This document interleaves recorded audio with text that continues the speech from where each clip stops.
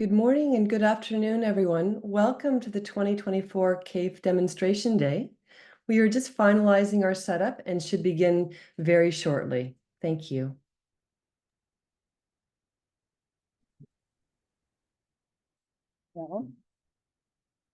Good afternoon, ladies and gentlemen.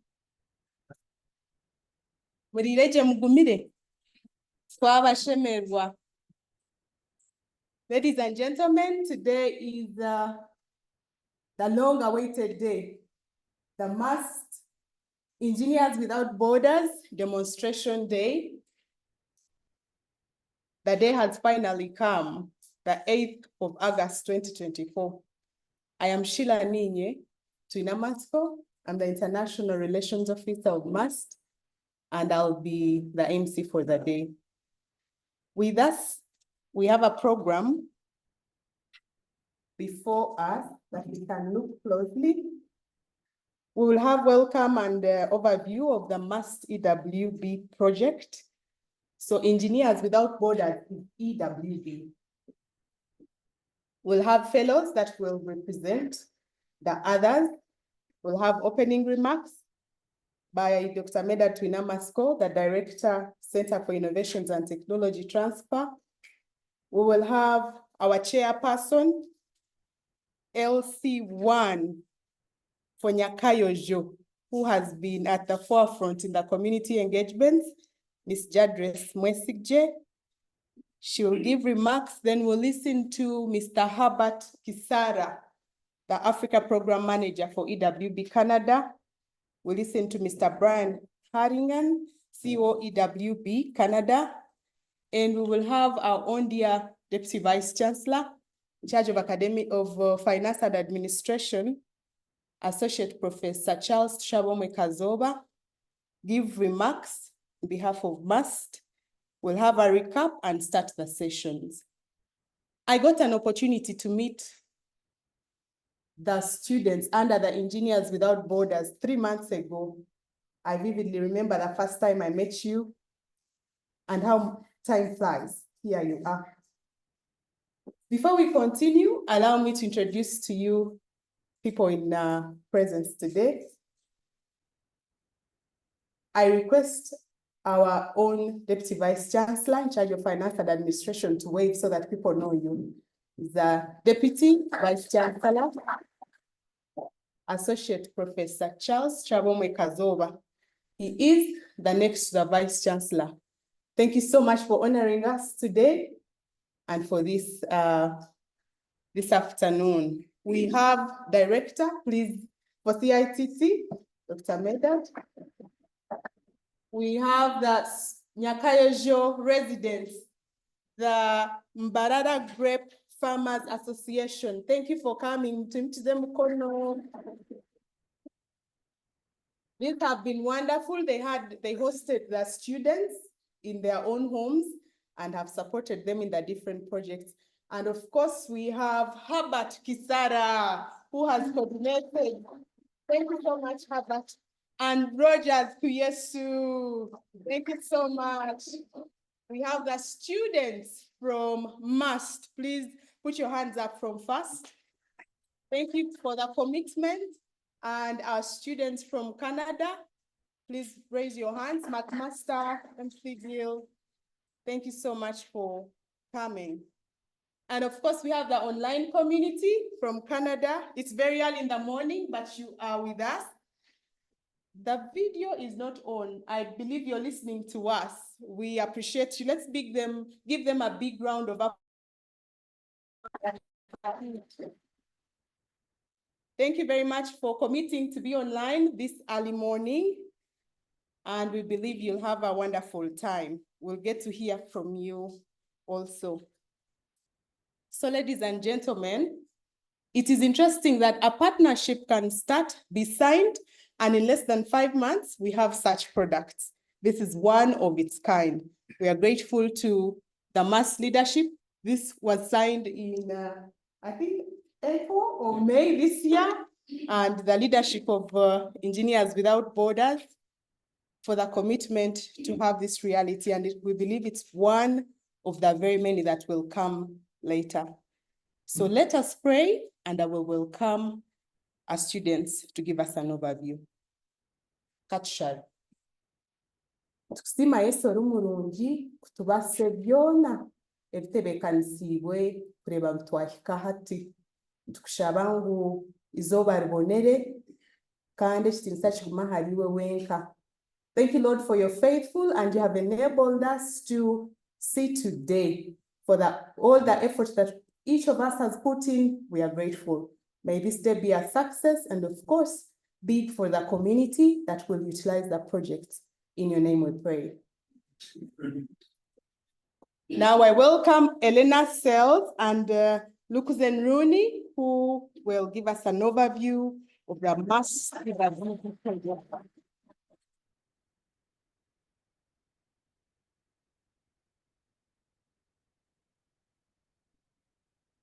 Share the screen.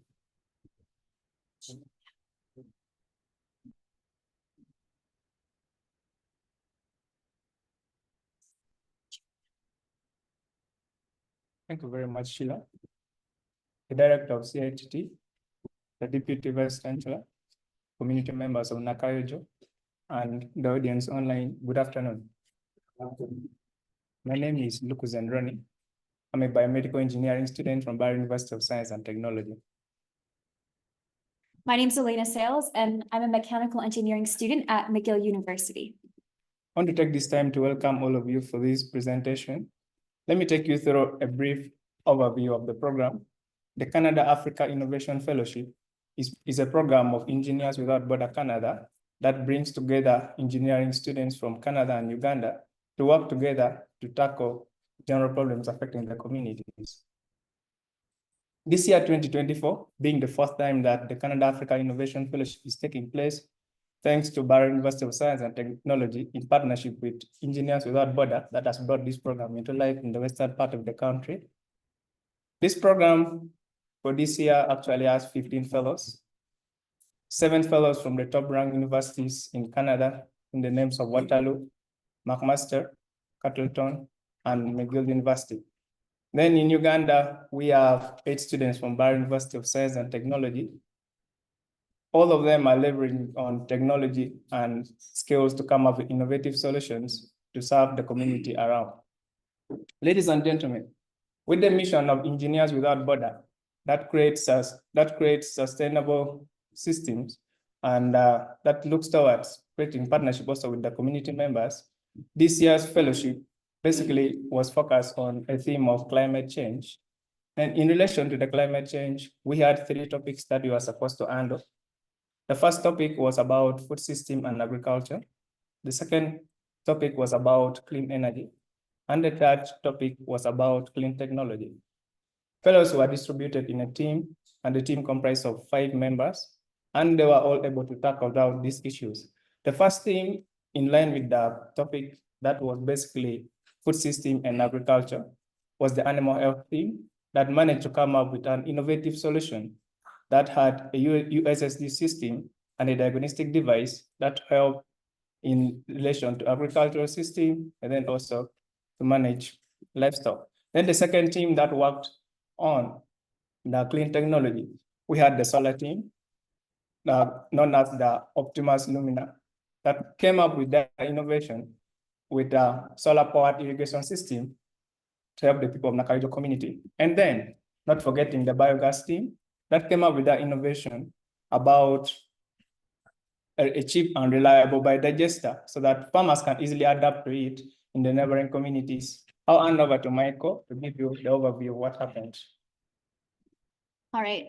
Sorry, just one moment as we fix the video. Okay, there we go.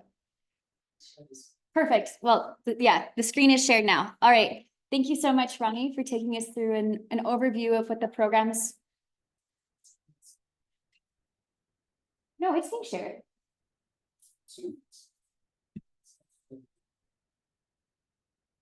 It is being shared. This is what's being shared.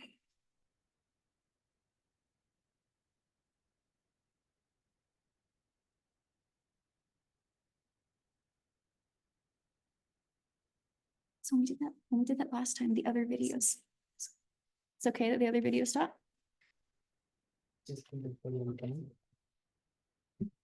Okay, now you can see the video. Perfect. So today I'm just going to give you an overview of what we've been doing here behind the scenes. I know we've been innovating, but what exactly does innovation look like, and what have we been doing for the 12 weeks we've been here? So let me take you back all the way to the first week when the Canadian fellows first arrived. So all of the Canadians, the 7 of us, we arrived in the end of May, and we landed in Entebbe. Then we took a really long drive all the way to get here to Mbarara. The first week, we spent just like getting used to Uganda, as many things here are very different than in Canada. Things like mobile money, boda rides, and bartering for the food prices at market. All of these experiences were new, fun, but a little bit challenging at times. So the next week was the Canadians' first formal orientation sessions in person. We had lengthy discussions about economic development, history, and health and safety. And we also got to start touring the spaces that we'd be spending the summer in, such as CITT. At the end of the week, we also met the 8 Ugandan fellows for the first time, which marked the start of a close-knit family of brilliant, but absolutely hilarious individuals. And I look back on that day very fondly. Together, we had sessions hosted by Must University on cross-cultural training and community entry. The next week, we dove into team formation. So I don't know if you're aware, but when we started the program, we actually didn't know what projects we'd be working on. We didn't know what teams we would be on when we first came, which I think is something a little different than other engineering programs that people can take a part of. So throughout the week, we had workshops on team dynamics, team formation, some team building exercises, and we also learned more about the 3 problem areas that we would be focusing on, namely animal health, solar energy, and biogas technologies.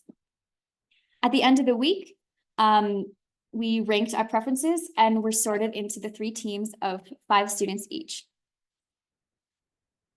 So in the 4th week, this was our first week of researching our topics now that we were in our teams. So this looks like meetings with mentors, brainstorming with the team, and also some workshops on community entry, which would be proved to be really useful in the following weeks. So week 5 was a really exciting week. And this is when we went into the community for the first time. This was an incredible experience for all of us. The first day, we had a formal orientation session with LC1 Chairperson Jadress, where she welcomed us to our home, and we gave an overview of our program and the project to various community members. The next 2 days, we went into the community and had conversations with community members to learn more about what their daily life, challenges, and realities look like. At the end of the week, we were generously welcomed into the homes of various community members and where we had our homestay. This is where we stayed for a weekend in the village, all split up into different homes. And this was a really incredible experience for all of us, and we were able to learn more about what life is like in the Nyakiojo community. So now, after we had done our initial research and we'd gone to the community, we'd gathered that data, we were able to sit down and start our first round of prototyping.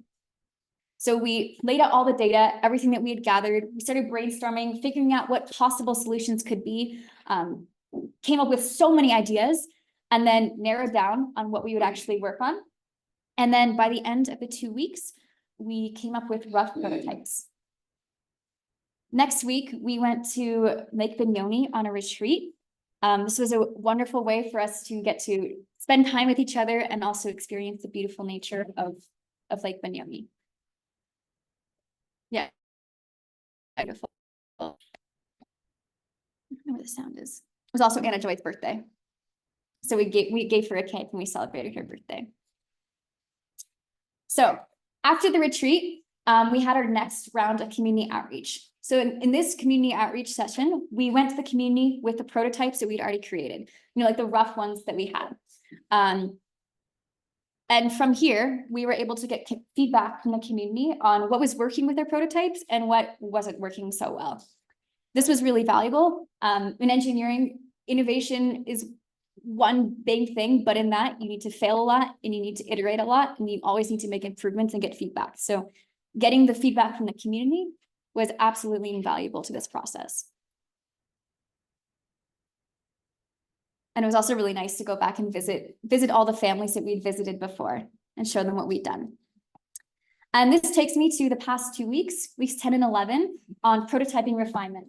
Now that we had gone to the community and we got feedback on the ideas and the prototypes we had, we were able to get feedback and figure out what we need to change. And in these 2 weeks, this is when we had to change it. So there was a lot of coding, wiring things, so many engineering things, 3D printing. You'll get to see later more in detail of what all of these innovations were. But throughout these 2 weeks, we made refinements and tried to implement the feedback from the community members and also our mentors. Yeah, it was absolutely just a flurry of activity. And finally, that takes us to week 12, which is this current week right now. This past week, we've just been working on our presentations, putting all the final touches on our prototypes, getting everything ready to present to you today. So I'm going to pass it off to Ronnie, where he's going to take you through the rest of today and how it's going to work. Thank you so much, Elena. Thank you, ladies and gentlemen, once again. I would like to say thank you to the community of Nakayojo. Then also I want to extend my appreciation to the CITT. Then, of course, not forgetting the partnership between Mbarara University of Science and Technology and Engineers Without Borders that made this program to be possible. Ladies and gentlemen, these fellows are going to present to you the projects that they have worked on for the past 3 months. A lot were done in the past 3 months, and it will be of our benefit if these projects that we are going to present to you, you can also get interest into it. We invest and we put these projects into life. Ladies and gentlemen, these fellows will come and present their projects to you. And officially, I want to open the party. Thank you.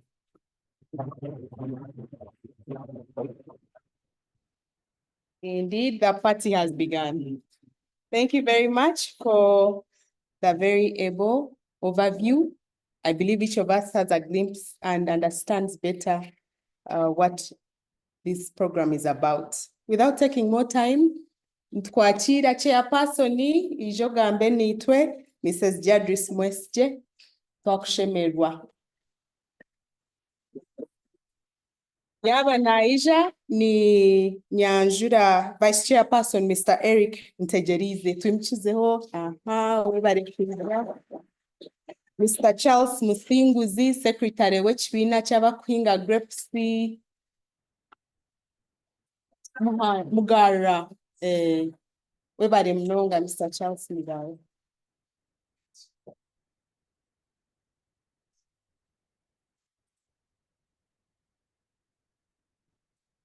Now, would you like to translate for money?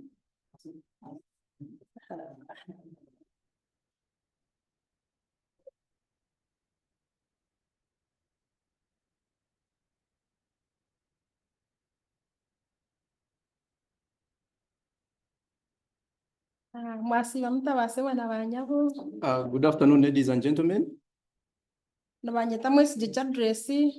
She's called Mwesje Jadris, and I am Akankwatsa Honor. Chairperson LC1. Yeah, she's the chairperson LC1. She takes this honor to thank you for having prepared this date to invite us to talk with you and discuss with you.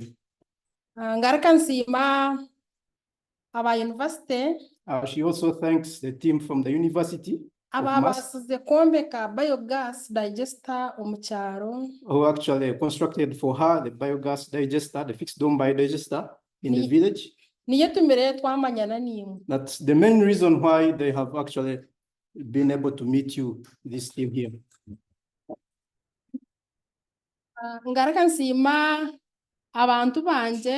She also thanks her fellow members who have been with her in the community for actually joining hands with her and living with these people here for the time they have spent with them. That you may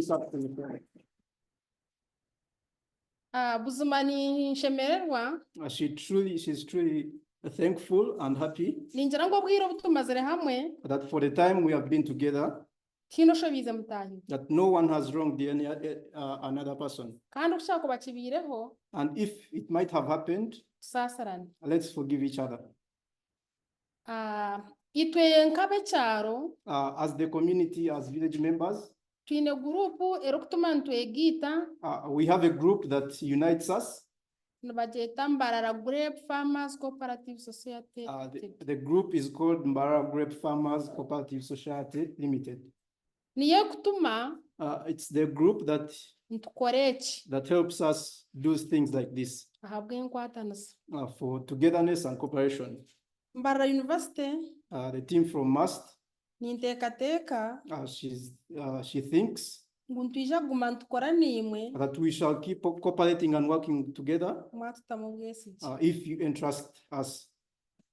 kandi ninsima leaders. She also thanks the leaders, Rogers, Mr. Rogers, the coordinator, n'abandi and his fellows, nimbasima munonga that she thanks you very much abo kutuletera abagenyi for bringing us visitors kandi tukatura hamwe and living with them. mweware munonga kumpurikiza. Thank you very much for listening to her.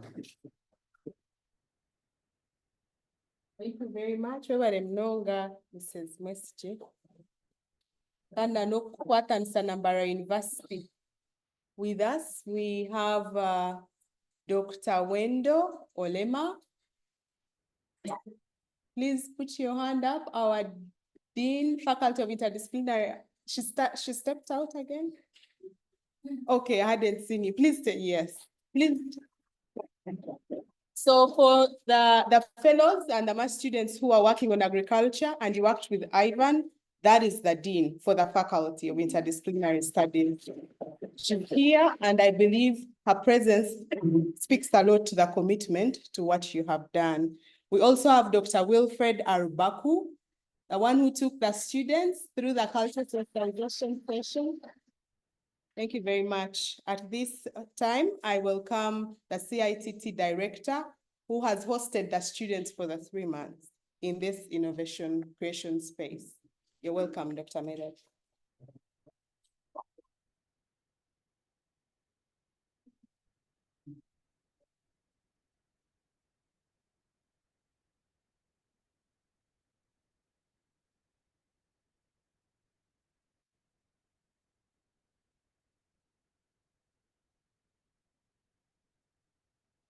I would like to appreciate everybody's presence. Good afternoon, everyone. And good morning, our friends in Canada. We know it is early in the morning, and I take this opportunity to welcome you to the Center for Innovation and Technology Transfer. I recognize the presence of our Deputy Vice Chancellor in charge of Finance and Administration, Professor Charles Tushabomwe Kazowa. Thank you so much for coming. Nishemerwa abantu beitu abanyakayojo mwebare kwija nimanya ngo urugendo rutambwire n'uruhango kwihe nyuma twatandika project ya iSoft. From the time we started the project of iSoft, one of the beneficiaries was a community in Ibare, in Nyakayojo, amongst the other communities in Shema, in Chulhura, and also in Rwampala and Isinju. So through that partnership, we have been able to establish community engagement programs, of which this has been one of the linkages. I want to congratulate the fellows for a well-deserved 3 months of productive stay and engagement. Congratulations. Again, it's simple, getting used, like Elena has told us, getting used to the environment, getting to understand this and that, getting shocks of the environment, some of you running and then you're hit by barbed wire and think it is a snake. I remember those stories. So Ben, congratulations for coming this end. And of course, I remember very many incidences at the beginning, but you are winners. Because at the end of the day, you've made it the 3 months of this fellowship. So forget the initial stages of whatever happened for any reason. For any new place, you expect to find challenges on the way. But the moment you are successful, you nod your head high, say, I have made it. I want to appreciate the Engineers Without Borders, Canada, under the platform of Canada African Fellowship Program. I want to appreciate you, Herbert, for the great work done. I remember the initial stages of developing this fellowship, you had a lot of dedication and determination to ensure that this fellowship comes to life. We discussed the modalities of how this is done, and finally, we had the students come. So I want to appreciate you and Rogers Kayesu and Solomon Angum for the preparations that you made. You invested a lot of energy in that. And of course, the International Relations Office for enabling us have something of the very first kind in Uganda. This is the first Canada African Fellowship Program in Uganda, and to be hosted by Mbarara University of Science and Technology. We appreciate that.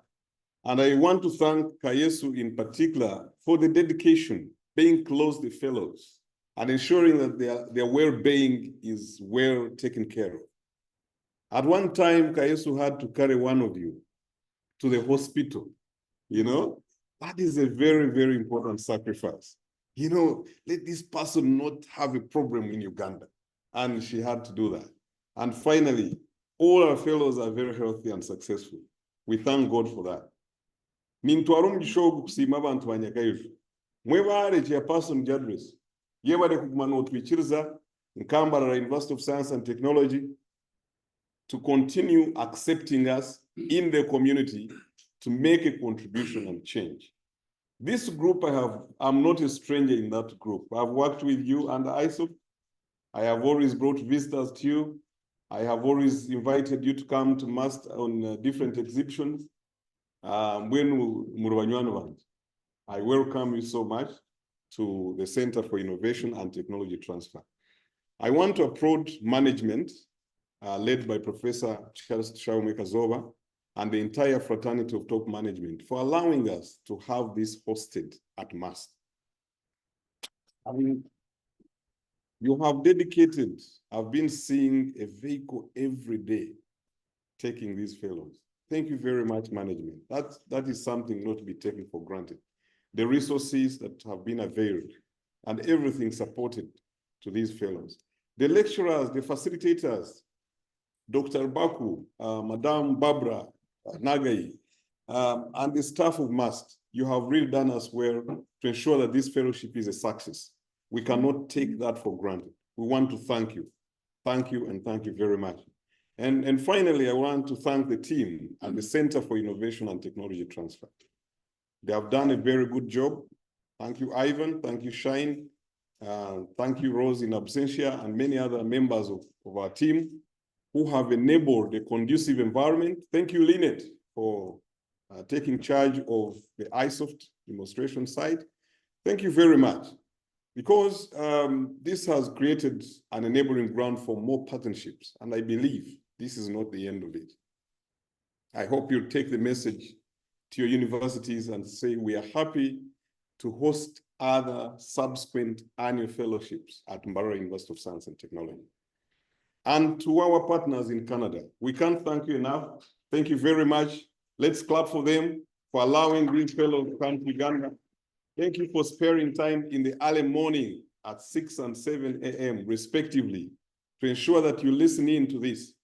Thank you for creating the very foundation of this program. It touched noble areas, solar, which is a renewable energy technology, and biogas, animal health, which is an element of food security. And this cannot be taken for granted. The solutions that you've generated, I know, are going to help address societal challenges. Let it not stop at this. Through the meetings we had, you remember we've been discussing how do we take this forward. Let us now take this forward. Talk to your supervisors, talk to your universities that there is a place called must. As you know, Canada means that place there. I don't know if you know that. That place there. You find out what Canada means. Now, you translate that to Mbarara University of Science and Technology and say we have also found another place there, and that is must, and that is Uganda. So that we have these partnerships continue to grow and we have our university grow. We will always be proud of the uniqueness of this university, hinged on community engagement. That is our philosophy. How the science and technology can translate and be applied to the community for community development. Mwebara abantu bibare, mwebara abantu banyakaiju, tukabasima mutwamarayo, wonkantu manya, ngu ejinenta ndichurro, yorhar. Ebinji bilionu gizya, twaguma twabihika, whenever we come to you, accept us, receive us, give us this warm environment. These fellows have stayed in your homes. This shouldn't be taken for granted. I know you are now another modern village because you hosted Canadians in your area. This is wonderful. Congratulations. That's a big step. Thank you so much. I don't want to speak a lot. I want to wish you well. I'm eagerly waiting for many questions, for many presentations. And Lois, don't be scared, my friend Lois. Lois, don't be scared. There are no questions to ask. We are going to listen to the fascinating presentations. And at the end of the day, we want to see that this translates into community solutions. Thank you very much. Let the friendship continue. And here we say, succeed, we must. Thank you. Thank you so much for the wonderful words. Indeed, succeed we must, and we're grateful to the different solutions that have come up through the areas that were identified. I take the opportunity to welcome Mr. Herbert Kisara, the Africa Program Manager for EWB. With a lot of energy, you made this happen. You're welcome. Thank you. So good afternoon, everyone. And good morning, the team in Canada. My name is Herbert Kisara. As my colleague Sheila said, I'm the African Program Manager with Engineers Without Borders Canada. Today really marks a very momentous time for us as EWB, more so with regards to the partnership that we have had with Mbarara University Science and Technology. And just standing in front of you, I'm really excited to see the Nakaijo community members who have been part and parcel of this journey with us from the beginning. Also to see the Mbarara University team, from the professors and the doctors and the facilitators and the mentors who have been with us through this journey, and more so also the fellows.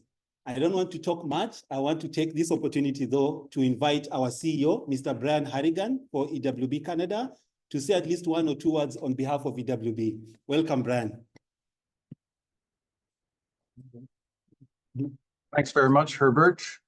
I was expecting you to say. We can't hear you. Just a minute. Sure. Okay, we are good. Are we good? Brian, you're okay? Yeah, I'm okay. Everyone can hear me? Oh.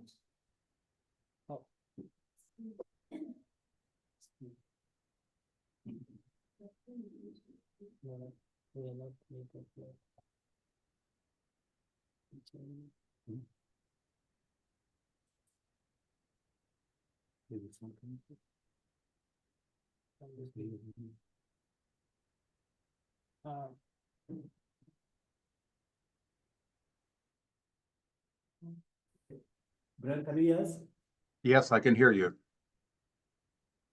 Can you hear me? Yes. Yes. Yes, now we can hear you. Oh, perfect. Great.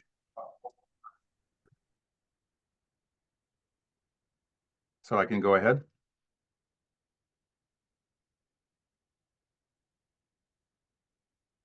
Full launch, yeah.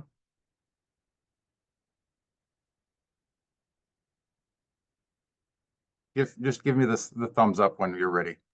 Yes, you can go ahead.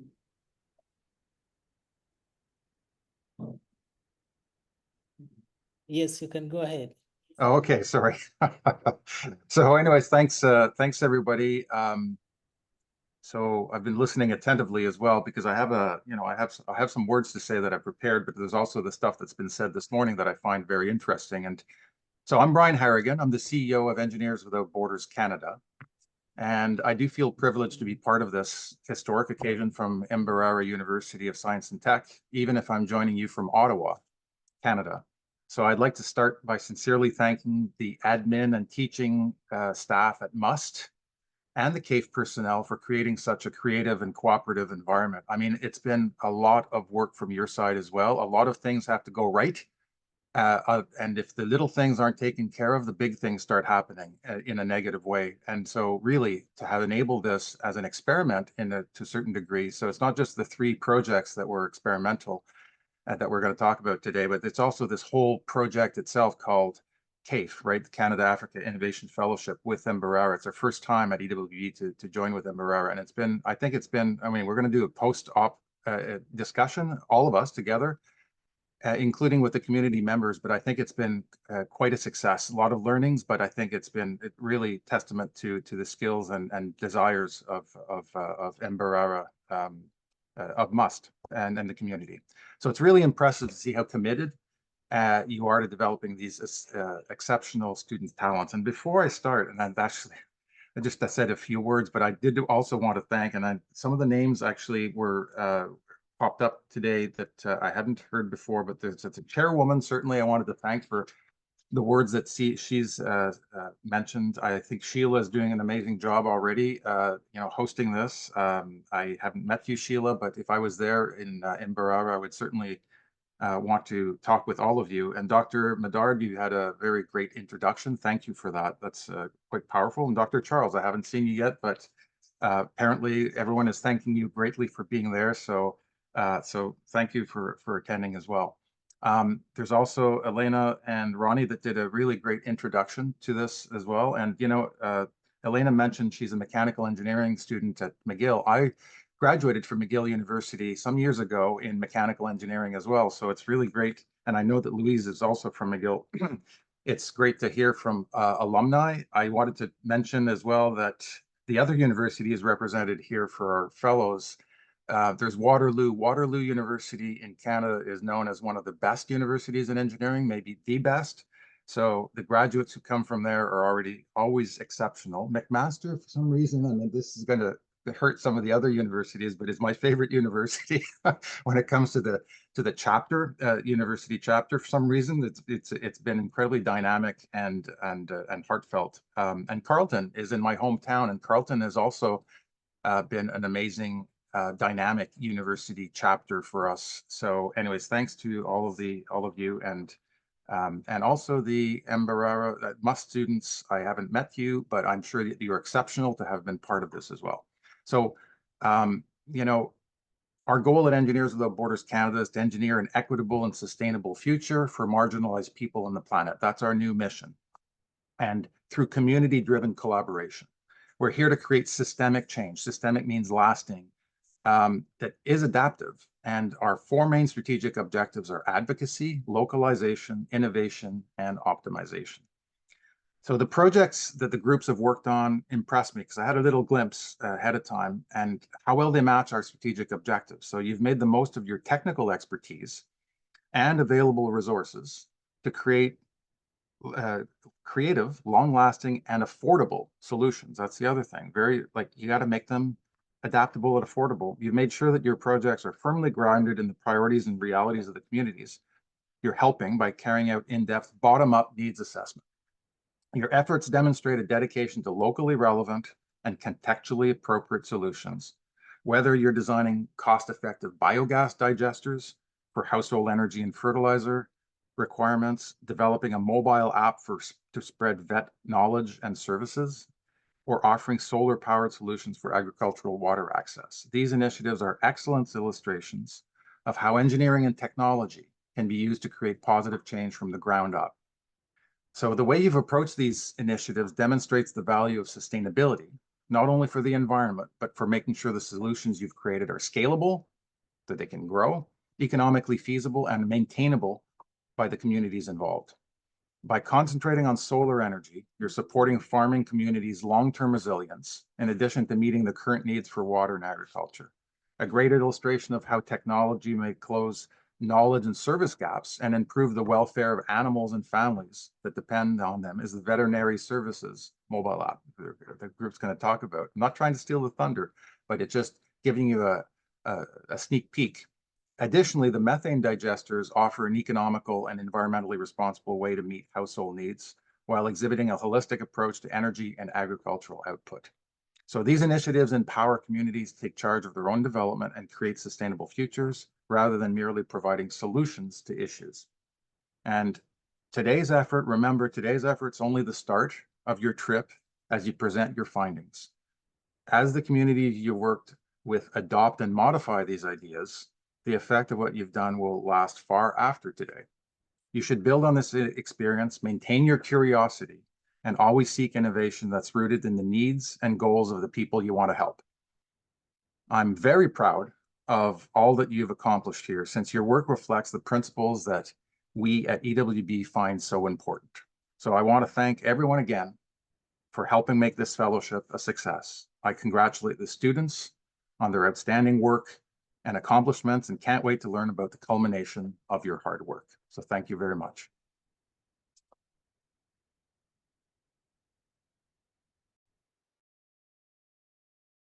Brian Harrigan. We are grateful to the partnership of MAST and EWB, the commitment that you have shown this time, and we are confident that we'll continue this partnership.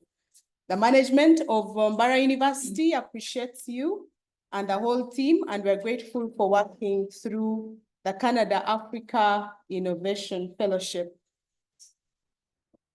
We are blessed to have the FAST team, Faculty of Applied Sciences and Technology.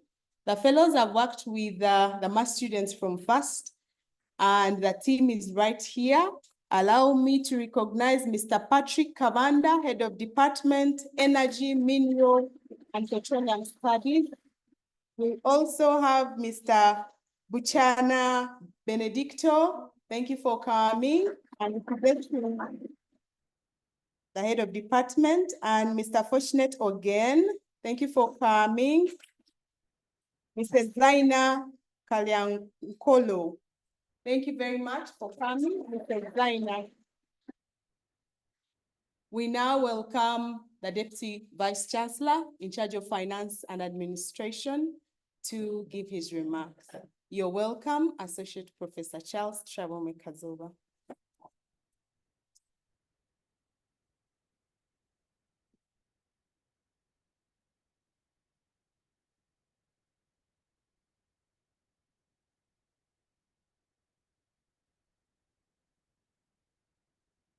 Good afternoon, friends. Good afternoon, colleagues. Good afternoon, friends of Mbarara University of Science and Technology. You know, I'm proud to be part of Mbarara University of Science and Technology. I don't know if you are also proud. The reason for saying this, I have been here since 1990. And when I say 1990, colleagues, don't start trying to compute and even peg some years on me and the rest of it. I'm just only 35 years old, but I've been with Mbarara University since 1990. You know, there is a reason. There is a reason why you and me, you are here. A very strong reason why we have got Mbarara University of Science and Technology. Just a bit, as a okwega ningo kwejesa, okwega ningo kwejesa, cheruga mkanpak, kachi. Just teaching, learning. You can learn from somebody. They say, omunta kugambire, ebyara kugambire, then you can learn chairperson. Very, very interesting. I'm just coming to you. Echokubanza haliho omushisha karagezeho kwejesa omwana weye okubyara emiti. Tekerezo kubyara emiti. So ati ugumushisha kayine myaka 83. Mwentekerezo ine emyaka 83 aza uri mu kwegesa omwana akora ki kugira emisa aza omwana ogwo kari omwojo. So what happened ninge kyabereho omwana w'omwojo akareba ishe yageta twonka iyo kuri mu kugira emiti atubona yaza kukura oraba utafire ninga oraba utarugire mu magara gensi habwenki orakora ki uragira umuti mbwenu kucyarugireho omwana yayenda kwombeka enju kwendire kwombeka enju yabuza nanka no kurima ekibanja okutera ekibanja ky'enju yashoboye yagira ati ndenda kwombeka enju ndenda ekiti ky'okwasa omuti yareba omuti muhango ishe niwe yabera akozire ki ishe nkuru niwe yabera agugyere. So you can imagine ishe nkuru niwe yabera agugyere. So kuyabera ariwe agugyere mbwenu omwana yaheza kugwaza kuyayombekera enju yaheza ishe yija mu kasheshe azura amanya gwakuro umwe oratunge okuguru kwa kashatu okuguru kwa kashatu ndamanyisa kwenkone mbwenu kuyabera aratambura mpora mpora aragamba n'omwana weye yamuje ati atubona ati tata tinayombeka enju aza omushaija mukuru yaguma ahurikiza wayombeka enju ati tata tinayombeka enju nawamugurusa amugambira ati ati enju tari wakozire ki oyombekire ati enju ogyombekire nishe nkuru wawe owagire guri muti kandi wampereza aho okozire ki aho oyombekire mbwenu mazima gahikire owayombekire enju n'omwana nishe ninga nishe nkuru tishe nkuru oriye. So mbwenu ara waba oregesa omuntu tikirenda ngu omuhereze ebintu ebigumire munonga kirakirenda ngu omuhereze omunoshereho kakye rero nawe akoze konka ekyashemeze munonga kubwabere mu kasheshe hati iyo mushiija niwe yabera ari muso omwana wingo aze kukora ki kubyara emiti konka omwana kuyarebera ati ashemere kubyara emiti kwenda ngo mwishukuru wanje nawe ije ki yakora ki ekyayombekese mwene kubwabere mu kasheshe wamusigaze niwe yagire kwimusishe ati muje tukore ki tuze kubyara emiti mwanyitegereza. So mwenu omuntu kwegesa noyegera aha bintu ebirakorwa ekyo kankiri kyaronze mu kuninga abantu nabo buri. So you know, I was just saying, greeting them.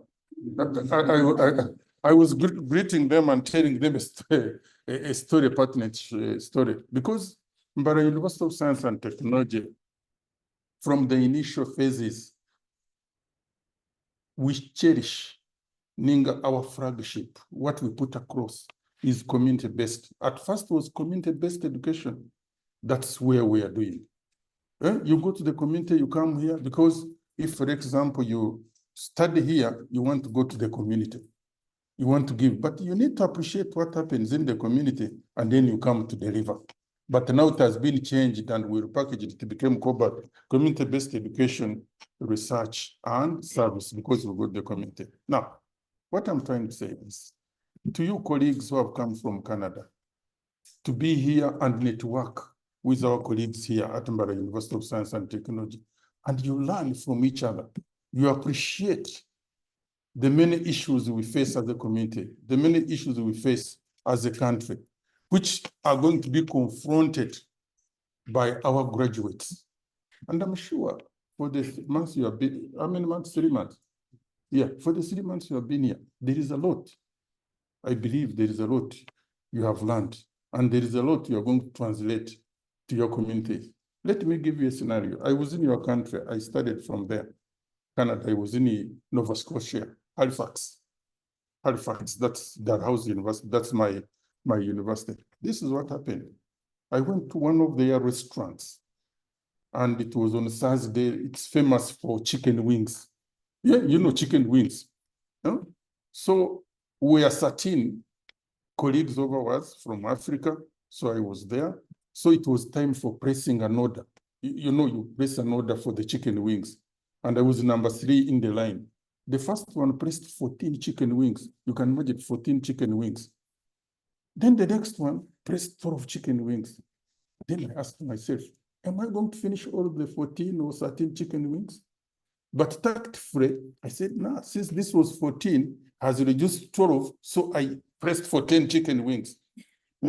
Now, once I pressed 14 chicken wings, and others continued pressing 12, 13, 14, 15, 16, the chicken wings. Now I asked myself, are they going to finish the 14 chicken wings? These are my stories, but I hope you understand why I'm telling that stories. But later on, when we were coming to the end of the 13, then I also said, since it is 12, 13, 14, 15, and I think one pressed 16. Then I said, oh, let me go in the middle. Huh? And I press in. Now I revised my order from 10 to 13. Now I'm in the middle. Because I didn't know how the chicken wings look like. Now these chicken wings were brought on a plate. Very delicious. These are, you know, your chicken wings, how tiny they are. We enjoyed it and the rest of it. I said, hey, you mean these are the chicken wings in Halifax, Nova Scotia? I said, okay, yes. So my colleague who had taken me there is a retired Professor Emeritus, just a close friend of mine. Even in September, I'm going to be visiting in the house. So he came to Uganda. When he came to Uganda, I took him, there's a place around there. So I took him to, I said, I'm taking you so that you can go and eat chicken wings. Now, I said, oh, chicken wings? He asked, I said, oh, you can have 8 chicken wings. The chicken wings in Uganda here, it's just, by the way, it's a quarter of the whole hen. So he pressed for 8 chicken wings, but I whispered to the waiter. I said, only make 2. Only make 2, because I knew he was going to have one, and I was going to have another one, and then some bit of goat's meat. So they brought the 2 chicken wings on one plate. The whole plate was full. Now they press it. Then you look at them. No, Kasura, I'm not going to have this. This is a lot for me. Now, the point is, cut the long story short, please. Our conditions, your conditions, they are different. Like the chicken wings different in Canada and the chicken wings different here.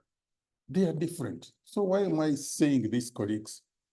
I'm telling you, when you sit with somebody like my colleagues, our students, our lecturers who are sitting with you, and we need to thank Brian, greetings from Uganda, for being part of this meeting.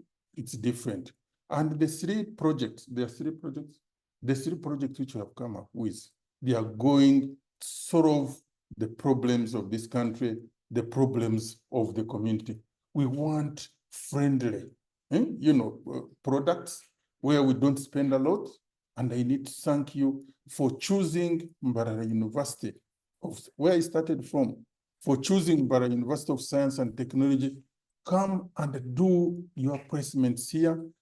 Stay here for 3 months, study, see what we are doing. And this network, let it be a chain. It should not break. It should not break. We should continue working together. We should continue working together at Time T. Then if some of my colleagues, the students, can even visit your country. In 2002, we used to get students from Canada. They used to come here. They would come here for 3 weeks. They interacted. Even master students, they would come here. So we have got a long relationship with your country. For example, now University of Calgary, we have got a strong relationship with them. So even this one, Engineers Without Borders, interesting, said a very nice terminology, and we need to thank you. I can tell you, for me, I would have gone for engineering, but when I went to the university, I changed and I went to BCom, but I don't regret.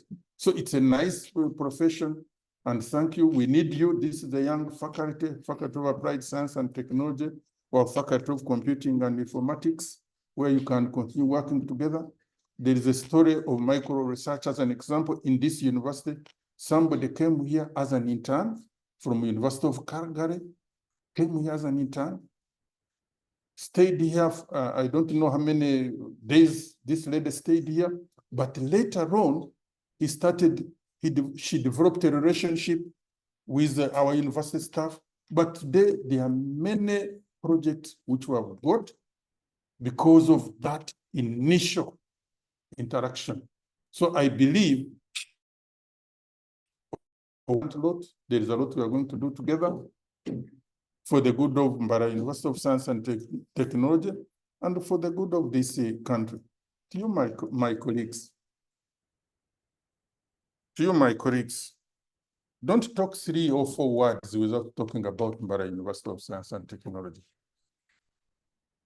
Don't talk about, be proud to be part of Mbarara University of Science and Technology, and the obvious to be Ugandans. Mbarara University of Science and Technology, for our friends, it's an excellent university. There is a lot we have created in this community, in this country, in East African community, at the African region. It's Mbarara University of Science and Technology. Not wasting a lot of time, can I wish you the best as we listen to the 3 presentations? But for me, when just before 4, I would step out because there's something I'm still sorting in my office. But I'm happy to receive you. And I know when I also explain it to my senior colleague, the Vice Chancellor, you will appreciate what you are doing. Medad and your team, Sheila and your team, thank you. And we have the representative of the academic registrar. Together, succeed. We must. Thank you.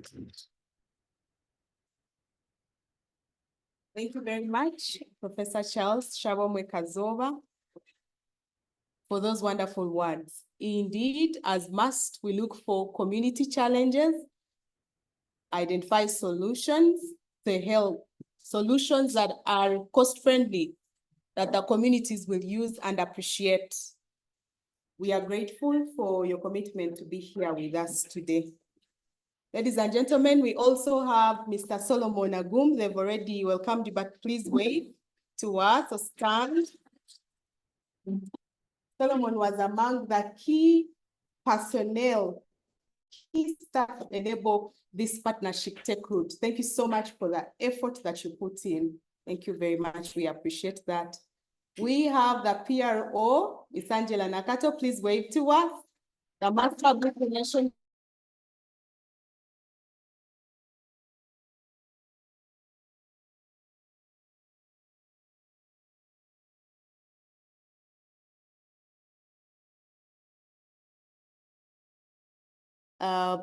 Taking a group photo, we will have handover of certificates, and then we will go to the University Inn for dinner. Allow me welcome Ishan Sharma to Musime.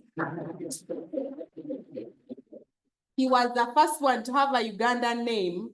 Almost the second day I had him speaking Runyankole. I'm grateful that the fellows have learned Runyankole seriously, and each of them has a name, but I think he even took it on the first day. So Tumsime, you're welcome to take us through. Kale. It is over Iwe Washimaderwa. There you go. Got it. So you're welcome. And thank you all for coming. Thank you for coming in person. Thank you for joining online. It's so nice to see you all. So my name is Ishan, and as Sheila was saying, my Runyankole name is Tumusime, as lots of you know. So for today, I'm going to be the MC, along with my wonderful fellow, Chirabo and Mary. And the way the next hour will work, there's going to be 3 teams doing presentations. So we're going to start off with the Anyana Health team, followed by the biogas team, and we'll end it off with the solar team. And each team will have exactly 10 minutes to present, followed by 10 minutes for a Q&A session. So during this 10-minute Q&A session, if you want to ask questions, if you're in person, you can simply raise your hand and we will get to your question. And if you're online, you can find the button at the bottom of the Q&A button at the bottom of your Zoom screen, and you can use that if you want to ask a question as well. So I want to tell a little story, quick story. So when we arrived in Entebbe, we took a bus to Mbarara, which is where we are currently located. And on the way to Mbarara, I looked at the window of the bus and I saw this big, magnificent cow with these long horns, something I've never seen before in Canada. So I asked someone, I said, "What is this?" And they said, "It's an Ankole cow." I said, "What a beautiful, magnificent animal." And ever since then, the Ankole cows, native to Western Uganda, have been my favorite animal. And I want to use this to introduce our first team, whose project is focused on improving livestock health and farmer production through a digital triaging system. So please help me in welcoming our first team, the Anyana Animal Health Team.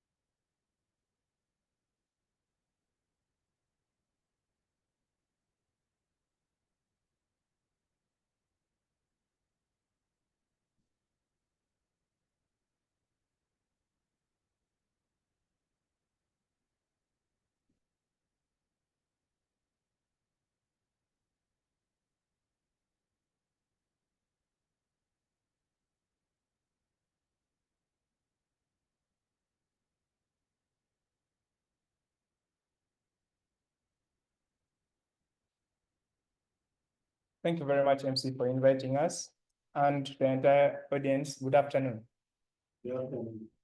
My name is Lucas Zenroni. I'm a biomedical engineering graduate from Mbarara University of Science and Technology. My name is Amelia Nanteza. I'm doing biomedical engineering here at MAST. My name is Bamkunda Joanita, and I'm doing software engineering here at Mbarara University of Science and Technology. And my name is Gabriel Habili, or locally they know me as Mbabazi, and I study biomedical engineering at the University of Waterloo. My name is Trevor Anne-Marie, and I do biomedical engineering here at Mbarara University of Science and Technology. Ladies and gentlemen, did you know that according to the Uganda Veterinary Association, the ratio between veterinary doctors and farmers in the rural community of Mbarara is in a scale of 1 to 1,500? This clearly shows to you that there's inadequate veterinary services that is being delivered in the western part of the country. As Team Enyana, with our sample community, being Nakarijo community, we came up with a proposed solution that can be able to solve up this problem in the western part of the country. Our proposed solution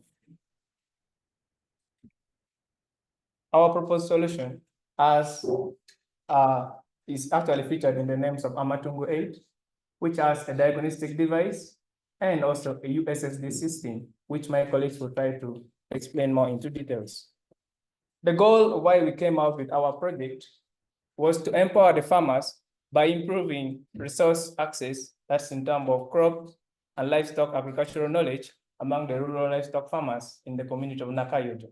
Thank you. I'll give the audience to one of my fellows to explain more. Hello, everyone. When we went to the community, we found out the community had a lot of problems as shown. A few of them are shown above. And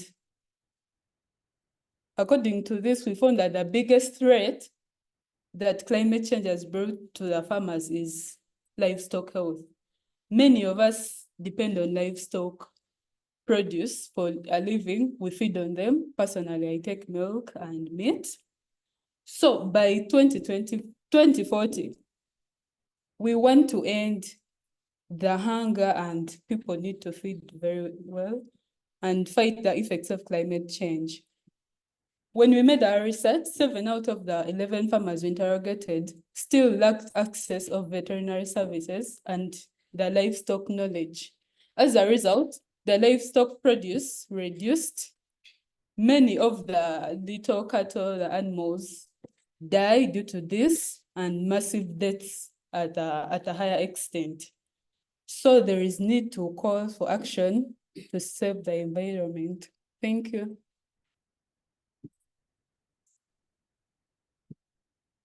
So as my colleague has stated, the problem we identified was the gap of knowledge for farmers. They lack knowledge of how to manage their livestock, and then also get access to the veterinary doctors. So that's why we had to come up with ideas to solve this problem. So in our journey, we generated these 5 ideas. We have the disease diagnosis device, the collar monitoring system, the screening fence system, the dictator triaging system, and the smart feed store system. So these 5 ideas are the ones which we generated, but we had to evaluate and come up with one idea today here. So we evaluated them according to these criteria. So we had to choose the one which could fit well within our team, within our skill set, the one that could solve the problem, the one that was feasible, and the one that had a business potential. Then also the one that the user could easily adapt and use. So at the end of it all, we came up with the Amatungo 8 system, and I'll call upon my colleagues to talk more about one of them. Thank you. Thank you, Matt. So my team, our solution is a digital triage system for farmers that sorts their problems and their questions based off their complexity, severity, and the ability of the farmer to solve the problem on their own. So our system triages these questions and problems into 3 main categories. The first is problems that could easily be solved by the farmer on their own if they only had access to this agricultural knowledge. The second category is if they need access to extension services, such as veterinary officers. And the third is if they just need information related to the diagnosis of a specific disease that the farmer can then treat on their own afterwards. Our solution aims to empower farmers to solve more of their own problems on their own, while also providing them help when they need it through the form of extension services and a point of care diagnostic device, while also helping veterinary officers by reducing their caseload, by reducing the number of simple farmer cases that they have to handle, and also managing all their cases digitally. Our system is called Amutungu Aid and consists of two parts. The first is a USSD service, which hosts the triaging system, as well as all the agricultural knowledge. This system can be accessed with a smartphone or even just a flip phone. It comes at no cost to the user and holds many different types of information.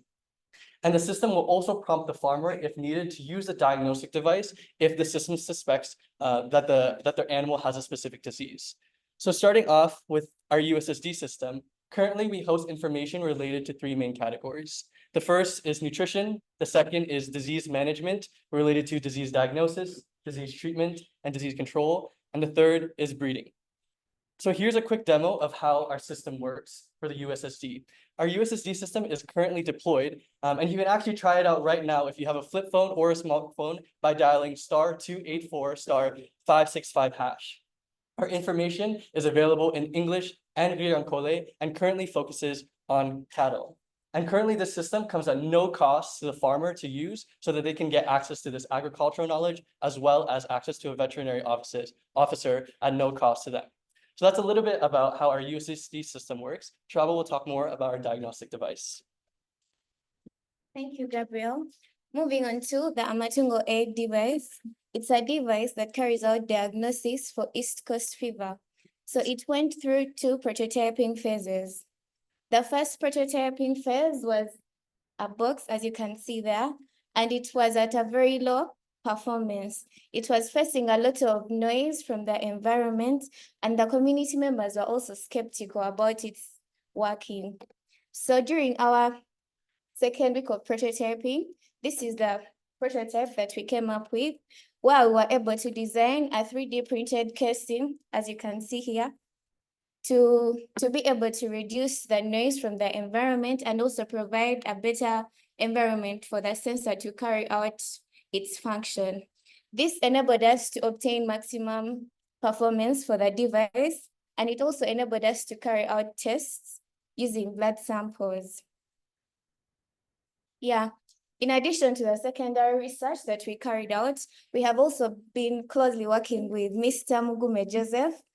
He's around, the veterinary doctor of the community who has been helping us obtain blood samples.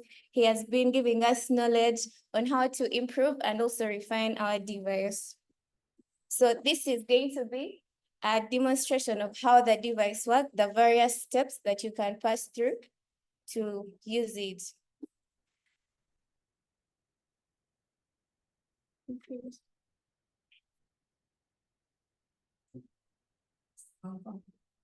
And under the aid of the vet, we were able to collect a blood sample from the cows.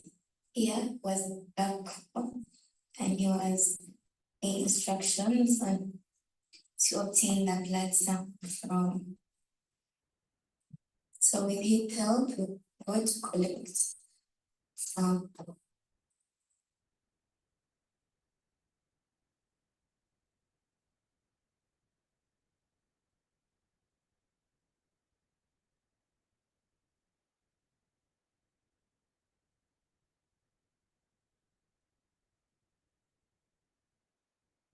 Yes, obtaining the blood sample, we put it in a bucket to prevent it from moving. Then, after we started on the preparation of the sample, that is the staining, or we put a drop of blood on the slide. We added a drop of methanol to our slide. After we add the drop of methanol, waited for 1 minute. Then, we added a stain, our Johnson stain to the sample. Yeah, as you can see.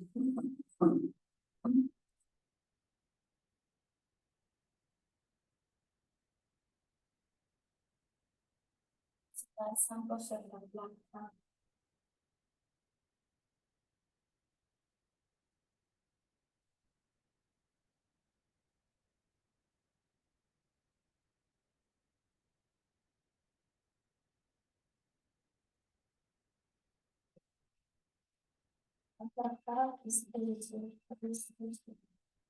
Yeah, so this was an illustration of how the device works. And as you have seen, these are steps that I believe the farmers themselves can carry out at their home. And our vet was also helpful in confirming that the cow that we tested actually had East Coast fever. Yeah, I'll pass it on to. I'll pass it on to Luke is going to tell us the next steps. Thank you very much once again. When we went to Nakayojo community, we interviewed 11 people, but as I speak of right now, by yesterday, 80 people had already used our system, the USSD system. This shows you that there's need for veterinary services in that part of the country, and we are also trying to solve that. And with our future plans, we plan to incorporate all the other animals and their details. That is to mention the rabbits, the pigs, goat, sheep, and many other animals, so that we can also have their details and the farmer can have access to them. Then also we plan to extend our services, not only in the western part of the country, but also in other parts of the country, or even in the entire world if possible. Then, ladies and gentlemen, last but not least, we also plan to carry out awareness, but this awareness can also be carried out in terms of marketing, which to push our products, definitely will need investors to come in and people with the same mindset as we think, so that we can push this idea to the next level. Thank you very much for your time, and I wish you all the best. Thank you.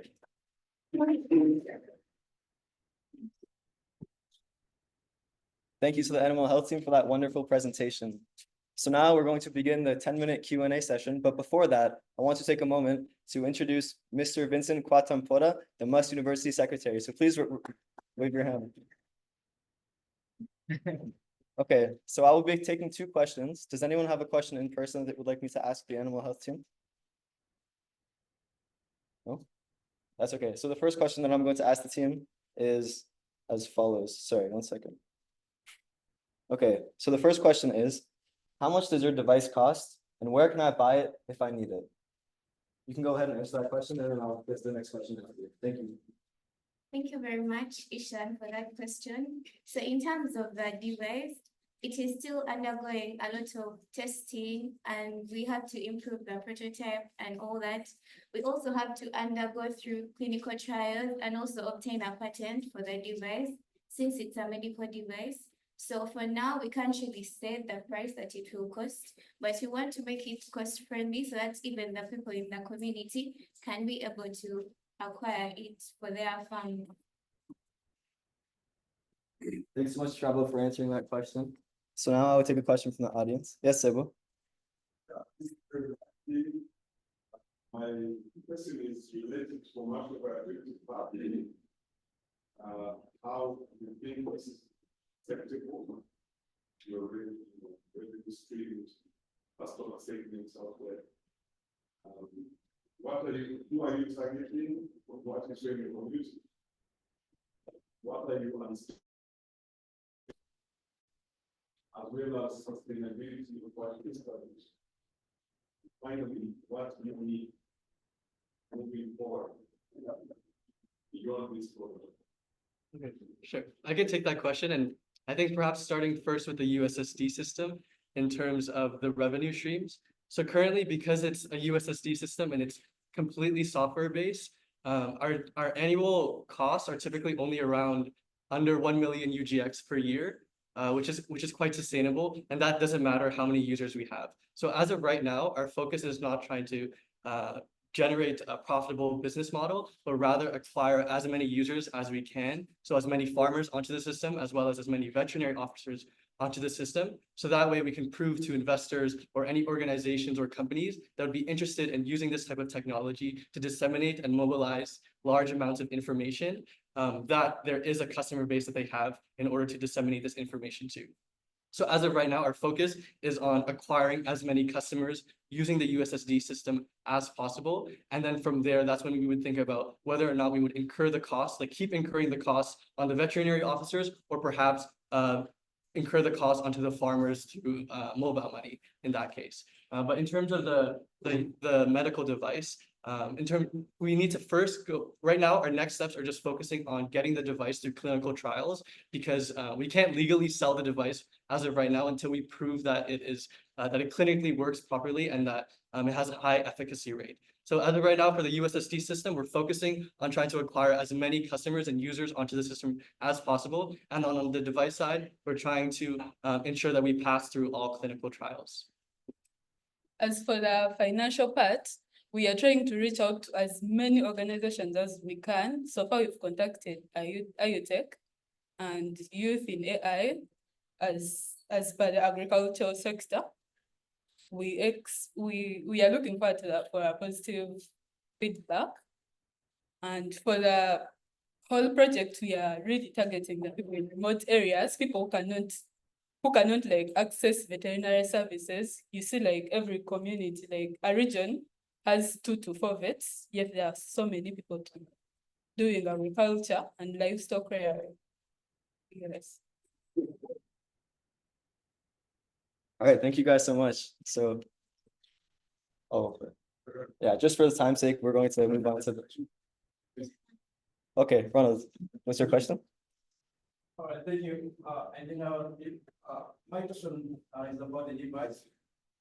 Don't you think you can use the technology used to build this device and make another device that can test different diseases of livestock?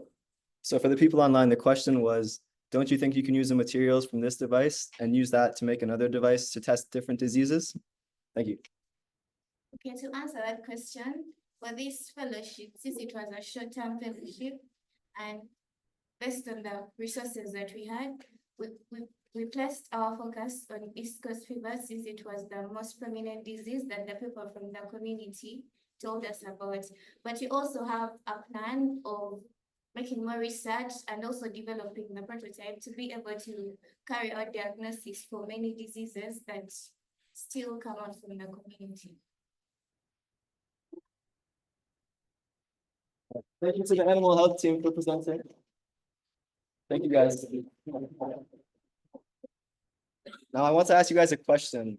Maybe some of you guys are familiar, but is anyone familiar with the term amasha? Does anyone know what amasha means?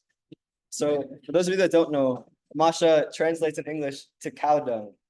And I have a little funny story. I remember I was at home one day, and I remember Elena comes home and she tells me, I got cow dung all over my face and my hair and my clothes. So this team has not only put their blood, sweat, and tears into this project, but also lots of cow dung into this project. So this next team is the biogas team, who's focusing on a do-it-yourself, build your own biogas digester for the community. So please give a round of welcome for the biogas team.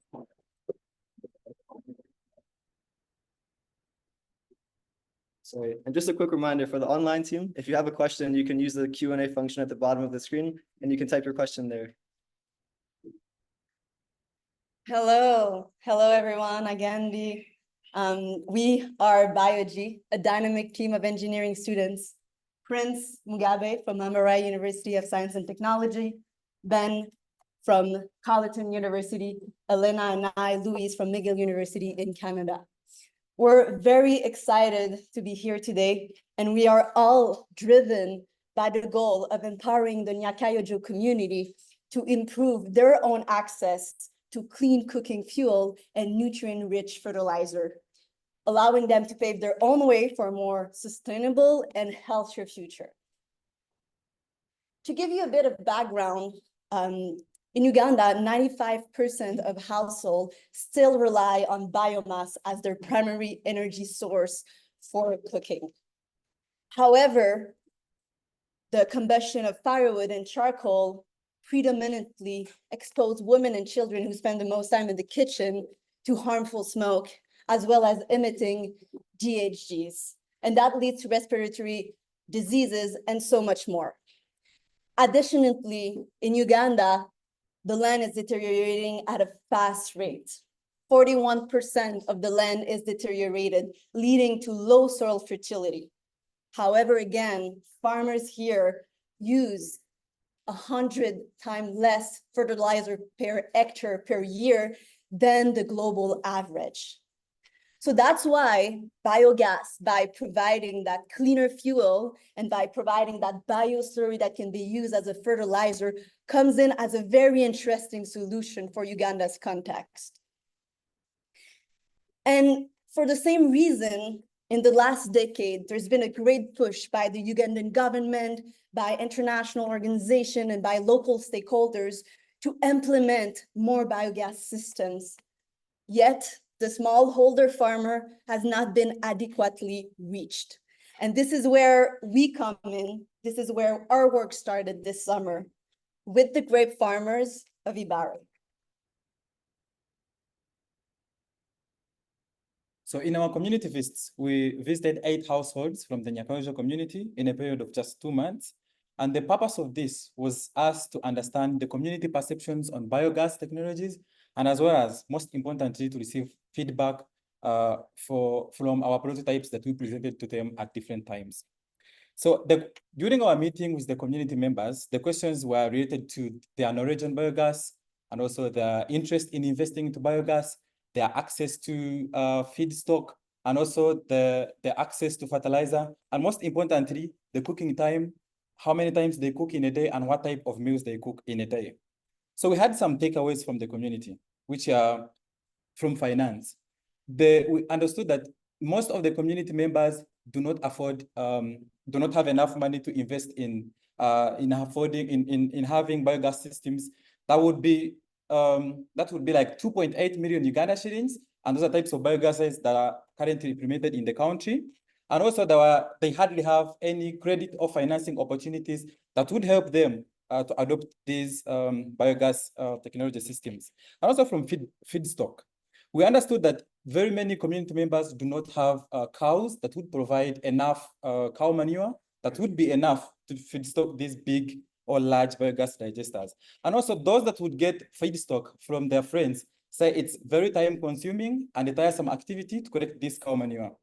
And then finally, from accessibility, is that there is a challenge between the coordination of community members and any biogas companies in the country.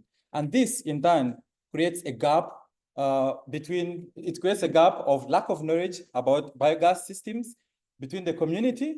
And so this will make them unable to access these biogas technologies. So this brings us to our solution, which is to build a small-scale, cost-effective biogas digester.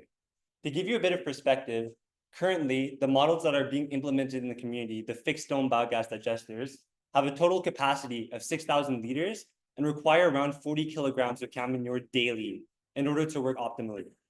In comparison, the biogas digester we're proposing has a capacity of 500 liters and only requires 3.5 kilograms of cow manure daily, which is much more manageable.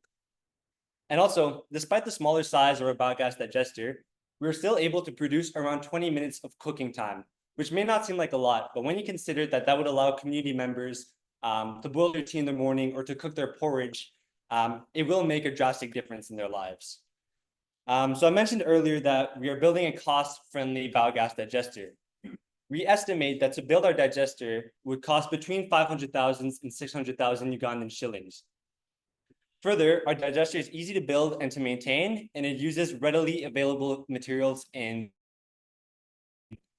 example, the main body of our biogas digester is a Crest water tank, which is very common across Uganda and very easy to find in any department store.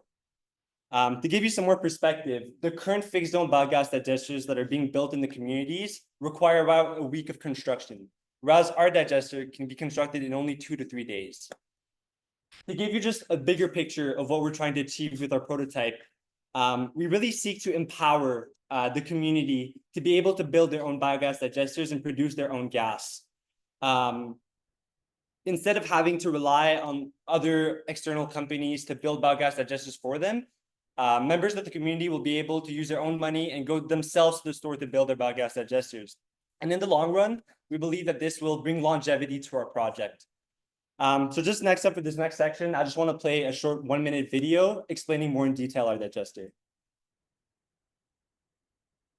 The simple cost-friendly biogas digester is made up of 5 main parts: the feedstock inlet, the bioslurry outlet, the digester, the cover, which closes the top opening of the tank, and the gas outlet. But how it works, feedstocking is on the inlet pipe where it goes down to the digester, or what you can call a tank. That's where all the gas is found here. Then eventually, ballast, which is digested, is pushed out through outlet pipe directed to the tank where we keep our use. Then, how does the gas goes through the top pipe to the pressure gauge and then to the switch? When the switch is turned on and the burner is connected, the fire dissolved into a flame. Conversations, that's your biogas burning. That's it. That's a simple, cost-friendly biogas. So now just to give you a bit more detail about some key components of our prototype. First, we have a valve and nozzle to control gas flow. And the nozzle allows you to connect a gas cooker very easily. We also have hydrated clay inside of a basin as a cover. So hydrated clay is actually impermeable to gas, and it allows us to seal our cover and maintain the gas inside of our digester. And then lastly, we also have a funnel for ease of feedstocking. For implementation purposes, we have come up with a simple manual book. This manual book is really written in a simple language, both in English and Runyankore, for easy access. So in this book, you'll find the overview of biogas. Then you also find the easy steps to build our own biodigester system. Also find materials that we use to build the biodigester and where to find them. We also have a map on where you can find them here in Mbarara, and also the cost of these materials. So we also wish to publish this book in some time, and you will be able to find it on our newsletter. Yeah. So this is how the book will look like. So we shall have an introduction, the parts that we used, then also how it will look. Then also it will contain a maintenance and feedstocking advice, and it will be easy for a person to build their own biodigester system. So we've said that this system is cost effective, but you might be wondering, what are those additional costs if I was to implement my own biogas system? So if you were to build one of these biogas digesters, again, the biggest cost is the initial investment of purchasing the tank, all of the parts. That comes between 500 to 600,000 Ugandan shillings, which is still significantly cheaper than the 2.8 to 3 million to build the smallest fixed dome digesters that are currently being built. If you didn't have a cow, you could purchase the manure, which would come to a monthly cost of around 21,000 Ugandan shillings. And then there could be some maintenance costs. However, here's where we talk about the financial growth. So because bioslurry is such an effective fertilizer, studies have shown that by using bioslurry, the output, the byproduct of the biogas, you can significantly increase crop yields. Not only that, but you can increase crop revenues by around 25%. So doing some calculations, we found that this actually covers all of those additional operating costs easily, generating a profit, and it can also pay back the initial investment within 4 years. So next steps of our project. First, we want to build the next prototype based on the community feedback. Second, we want to complete studies on the gas production and efficiency. And finally, we want to assess the capacity of the community to actually build a digester and figure out if there's anything else we can do to help people build their own biogas digesters. Here's a photo of what the further development of our system would look like. So you can see there's a brick wall around the outside of the tank, and this would help a lot with improving the thermal regulation. You also have a cover on the top to help with weatherproofing. And we also would change the tank. There's actually Gentex tanks, which cost significantly cheaper than Crest tanks and can seal it just as effectively or even more. We're really happy that we've had some external approvals, such as by Dr. Mary Susan Abo, who's the Managing Director of the Center in Energy and Energy Conservation at Makerere University, who says this project is a good case for impactful, sustainable development. So again, we are BioG and we're committed to empowering communities and removing financial barriers to clean cooking and nutrient-rich fertilizer. We have a QR code if you want to join our newsletter. This is where we'll give you any updates about our manual and any further developments to our projects. Yeah, and we're open now for questions. Thank you very much, the BioG team. At this point, I would like to call upon questions, both online and in person. If you have any questions, please raise up your hand from the audience, or if online, you can type it on the Q&A point in the call. So I'll begin with the online question. There's a question that is saying, in what ways can we make the biogas you are proposing safer in case of gas leakages? I can take this question. So the main contaminant in biogas would be hydrogen sulfide. And this is the only the main thing that you could get in your gas that would not be safe for inhalation. And so to stop this contamination, you can just put some an iron sponge, is that what they're called, inside the pipes. And this will essentially absorb that hydrogen sulfide gas so that if anything leaks, you don't have that really toxic gas. Besides just that purification of the gas, just working on making sure the gas doesn't leak in the first place is really important. Thank you very much, Elena, for answering that question. If there are any questions in the audience, please take them. And also online, please feel free to click on the Q&A section and type in your question. Yes, please.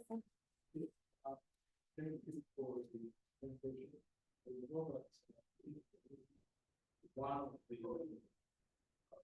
hindrances in gas generally is lack of safety. I think it's similar to the question asked, how do you make it safe? For example, the community that I come from, there are lots of gas production houses, right? Cooking gases basically it's for this and there are how to find. So how do you are still not such a Okay. Thank you very much for the question. For the online team, the question that has been asked is, how do they make the biogas safe to ensure that there are no accidents that occur during their use? Yeah. So when you saw on our final product, in our pipes that are carrying biogas, we really have another pipe that is giving protection to the pipe that is inside that is carrying the gas to go for cooking. So this pipe's like water, like a pipe that is bringing about protection to the other one, so that when it leaks, it's not gonna go to the environment very easily to cause all those fears. And so this pipe will reach until where we are going to burn our gas. So that's protection. Maybe one of my members can speak about the last on the stove. Yeah, maybe just to add on to that, there's actually feedback we also received from the community when we did our community visits, not only about the leakages, but also because it's an out of ground digester, there's a lot of hanging pipes and things like that. And so that's part of the reason why for our second prototype, we're planning on constructing a brick wall around our prototype. It would help with two things. First of all, it would protect all that piping from any external factors that could occur. Leakage protection to our digester, because the entirety of that brick surrounding would be filled with hydrated clay, which, as I mentioned earlier, is impermeable to gas. And in terms to answer your question about the cooking itself, you would have to make sure that the area you're cooking in does not have anything very flammable nearby. So for example, for the biogas digester that's currently implemented in the community, the gas cooker is put inside the kitchen where the community members already used to cooking with firewood. So that kitchen was already built with the idea in mind that there would be flames nearby.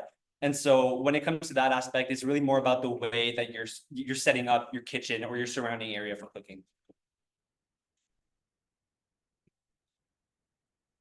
Thank you very much, Ben, for answering that question. So there is a question from online saying, in terms of scalability, how does your biodigester prototype ensure consistent thermoregulation across different sizes or in various environmental conditions in Uganda? And would any specific adaptations be required? Thank you for the question online. It's a very good question. And this drawing, this graphic here in our presentation kind of answers partially that question. In our previous prototype, there was no protection such as a brick wall. That's why we've included that brick wall, not only for that protection of like fire leakage safety, but also to provide that thermal regulation. That thermoregulation, not only for the dry season where there's a lot of sun and it could affect the digestion process because there's just too much sun on the tank, but also for the raining season where there might be big switch in temperature where because it's colder, it affects also the digestion process. So with the brick wall, we kind of solve those issues. Thank you very much. I'll allow for one more question from the audience. Yes, please. Thank you very much, Dr. Steve. I'm very proud of you that you found scientific innovation, which reduces the cost. The lowest coming to around 2.3 million. Then you come to 500 and 600 counseling. That's commendable. There are certain things taken into consideration. First of all, what was being said about the safety of the gas is very important because we know that in countries we are not very, very safe that you put a plastic wrap out there. There are no particles coming in the yes, it's not a conflict with anyone, which creates escape of the gas, but also it creates risks to the community. Yeah. That and maybe other risks. So protection of that chamber which you have house at the first time is very important. You have to think about that. Maybe any model that you can use.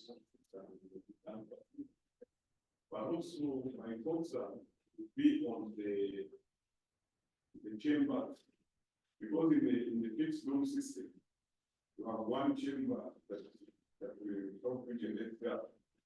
But here you have another chamber that helps, because gas has escaped, therefore we now have less oxygen for the fertilizer. So at that stage, how are you generating the fertilizer? This is also incorporating integration of fertilizer. Yeah, thank you, Professor, for your question. I can take this one. So to answer your first question about protection, again, this is something that was brought up to us and that we decided to consider with the second prototype. Unfortunately, because of the limited time we had, and also the limited funding we had for our project, we did not have the time to include a brick wall on the prototype that we built. But it is plans for us in the future because we do understand the risk of leakages, but also the risk if something breaks. We believe this brick wall would protect our biogas digester to protect us from that. In terms of sorry, could you repeat your second question again? Bioslurry. Oh, the bioslurry, yes. So maybe I just want to go to the slide. Okay, so I know the image is a little small, but maybe just to give you a bit of information about how our biogas digester works. So our feedstock inlet is here. And so all the bioslurry that we're putting in comes in through the bottom. And then if you can imagine a line here at the halfway point of our digester, that's where all the feedstock is. So the feedstock is at this bottom section here. And as soon as we put enough feedstock for it to overflow, it will come out of the second pipe here, which is our feedstock outlet, in which it will land in this basin here. And so that means that the rest of the volume we have above that line is for gas to occupy, and then our gas outlet is at the very top, where there's no bioslurry that comes in contact with that outlet. It's solely gas. So that's kind of how we manage that issue about gas and bioslurry being in the same environment. We just use like the differences in heights for that. And in the next prototype we will build, it is just here. Here is the bioslurry chamber, if you want, which is the same thing as what he showed, but instead of being a basin, it will be surrounded by brick and protected by brick. And then that being said, thank you for your feedback. It's very valuable to us because we plan on continuing on working on this project, even post this fellowship. So getting this feedback from somebody who's as known as you is really good for us because it's things for us to consider. And again, it puts emphasis on what's important for our prototype and what to look forward to in the future. So thank you very much for your question. Very much. And at this moment, I'd like to welcome the solar team, the Optimus Lumina, working on a technology, on a portable irrigation technology system. I'll begin by telling you a little story about a broke campus student. You know, when you're broke at campus, you walk everywhere. So, and you know, the environment in Uganda is very hot, so the kasana can burn you. Kasana directly translated is sunshine. So because of this sunshine, you learn how to hustle as a campuser to be able to better your life, you know? So with that being said, I'd like to welcome the solar team to tell us more on how they're using the energy from the climate, the good climate, to empower the farmers of the Nyakaja community.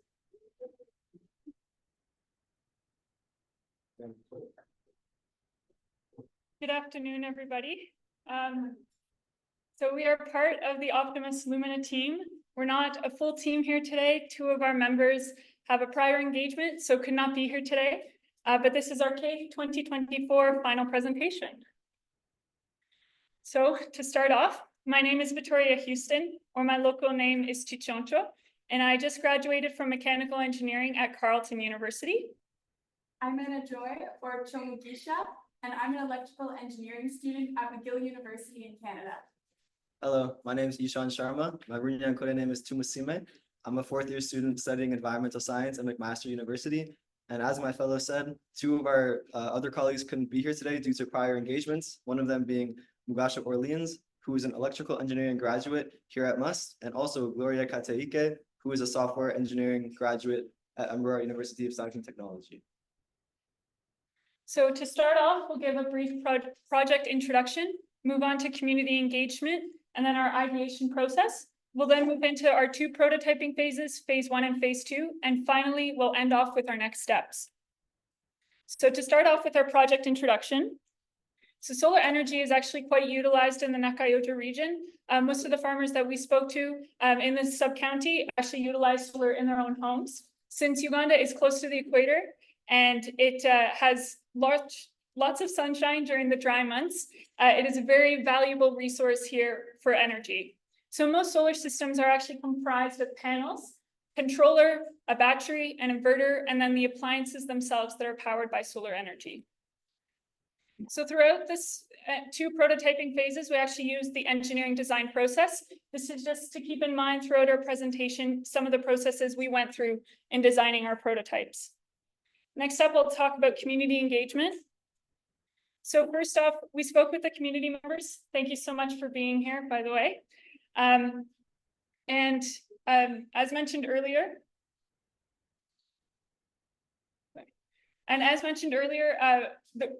all of them here are grape farmers. So we wanted to discuss with them what they would mostly use solar power for, and many of them said for irrigation. One of the main reasons for why that is because during the dry season, grape prices almost double, and therefore they'd be 50% if they are able to irrigate their crops throughout the dry season.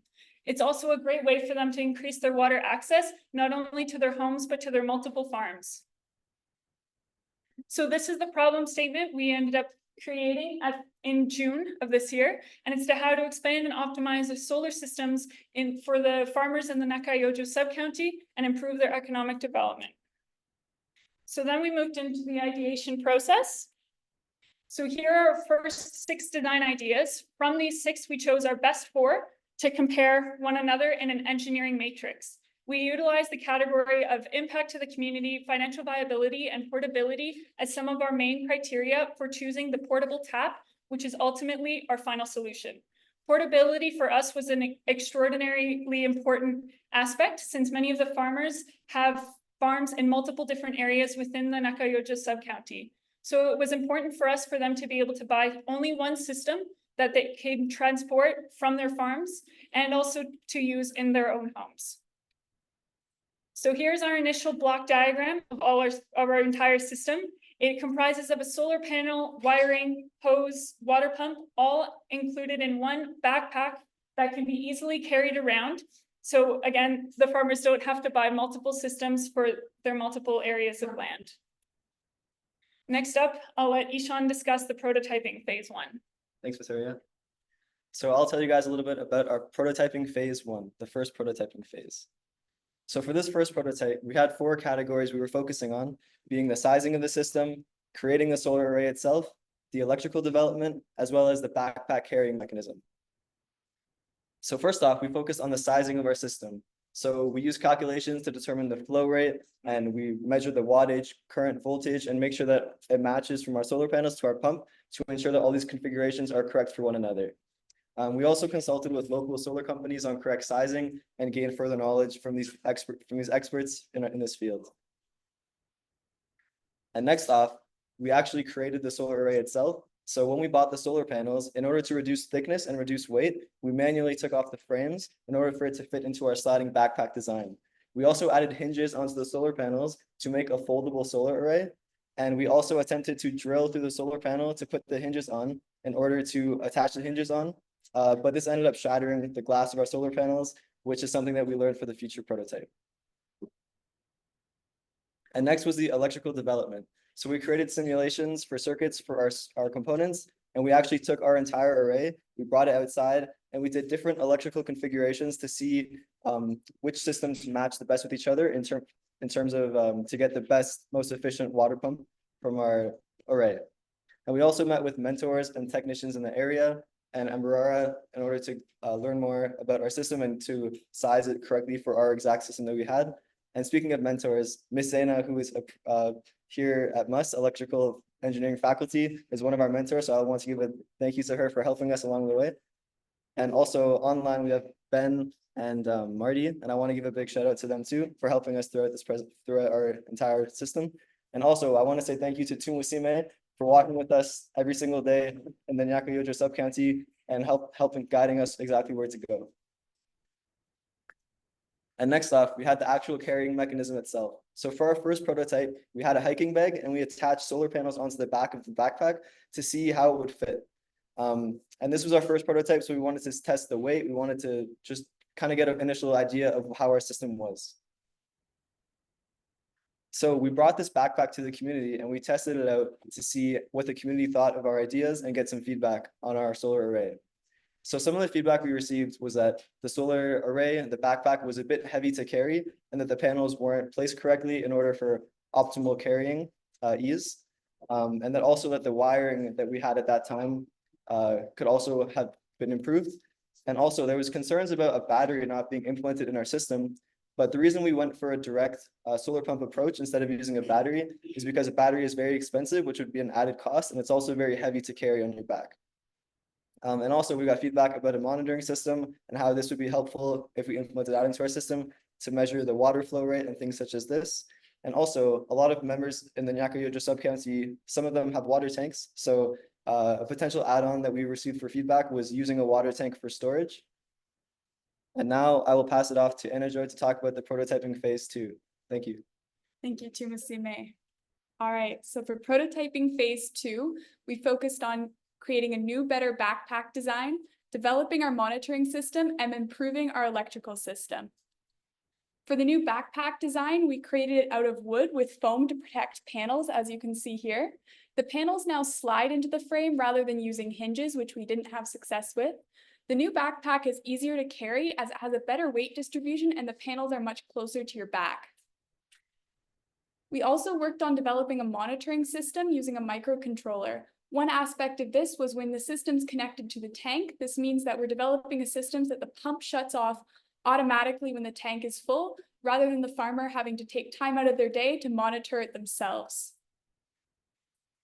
We also worked on improving the electrical system. So we were revising the panels and the pump to pump more effectively. We also packaged all of the electrical components, including the monitoring system, into a junction box, which had easy to use color-coded connectors and switches to make it much more usable than it was previously. So for our final system, the components are a solar array, which is connected to our monitoring system consisting of switches, sensors, and our microcontroller. This is connected to the water pump, the hose, which would then be connected to your tank. And again, most of these system components are contained within our backpack carrying mechanism.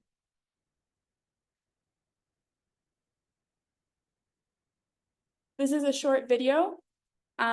Thank you to Ronald, as you can see here in this video, for agreeing to carry our backpack. And of course to Eric as well for use of their land and their time. This is connecting the solar panels and the pump together electrically. We use coaxial connectors, which are very easy to plug in. And one improvement we've made since this time is adding color coding, so it's very easy to know what plugs in where. The next step would be attaching the hose to the pump.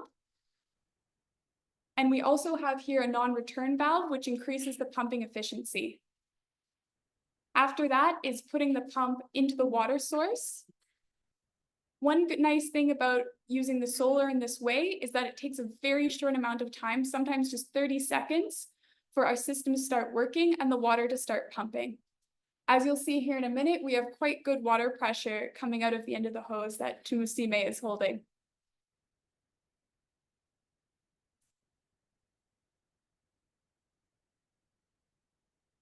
With respect to the cost of our system, our goal was to have our system be under 1 million Ugandan shillings. This is to make it more financially viable for community members we spoke to. Right now, we're quite close to that, although slightly above. I also want to talk about the next steps for our team in this project. We want to continue to develop and test the monitoring system and add additional components. We also want to add another component to our electrical power system to make it pump more efficiently. Looking at longevity of the system, we noticed that a lot of the water sources are not clear water, and to prevent the pump from getting clogged, we want to include a mechanism to help deal with this. In terms of mechanical development, we want to add a rubber frame around the panels to add some protection, and we're also currently working on developing a more lightweight frame so it's even easier to carry. We are also thinking about developing a more comprehensive maintenance plan for our system because we understand that failure in different ways does happen, and we want to make sure that our system doesn't break and become no longer worthwhile.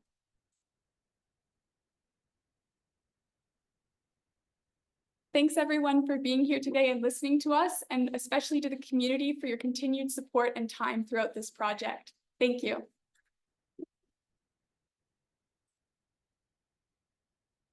Thank you very much to the solar team. Now the solar team will take questions both online and from the audience.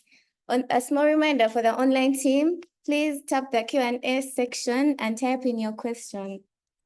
So I'll begin with a question that has been posted online. If it is a cloudy day or rainy, can I still pump water to my pump? When it's a rainy day, no, but we're working on improving the electrical efficiency to the point where even if it is a little bit overcast, you will still be able to pump water. This was an improvement we also made between our first and our second prototypes in terms of electrical sizing connections. And also, maybe to add on to that, also, this design is it's mostly going to be used. So if farmers have some sort of water storage tank within their homes, they could use this in lieu of a battery almost. And for example, if it's really sunny one day, they can pump water into their storage tank, they can fill up water, and the next day, if it's cloudy, they can use that water tank to irrigate their crops in case they can't do the direct connection from the cloudy day. Yes, we have a question. We can take a question from the audience. Anyone have a question? Yes, please. Thank you so much. I've seen you have panels, 50 150. So how many panels get rotated? It depends on the field. And then on the issue of sustainability, how do you ensure that it's going to be the issue of transparency? Battery storage,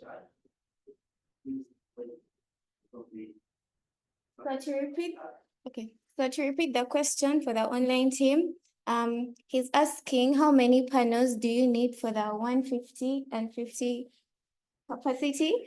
And then also, can they implement a storage device to store energy so that even on a cloudy day, someone can still pump water to their crops? So I can take the first question.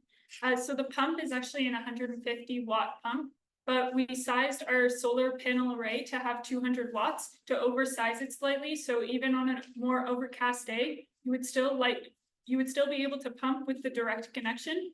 With the DC to DC converter, that will be made a lot more feasible.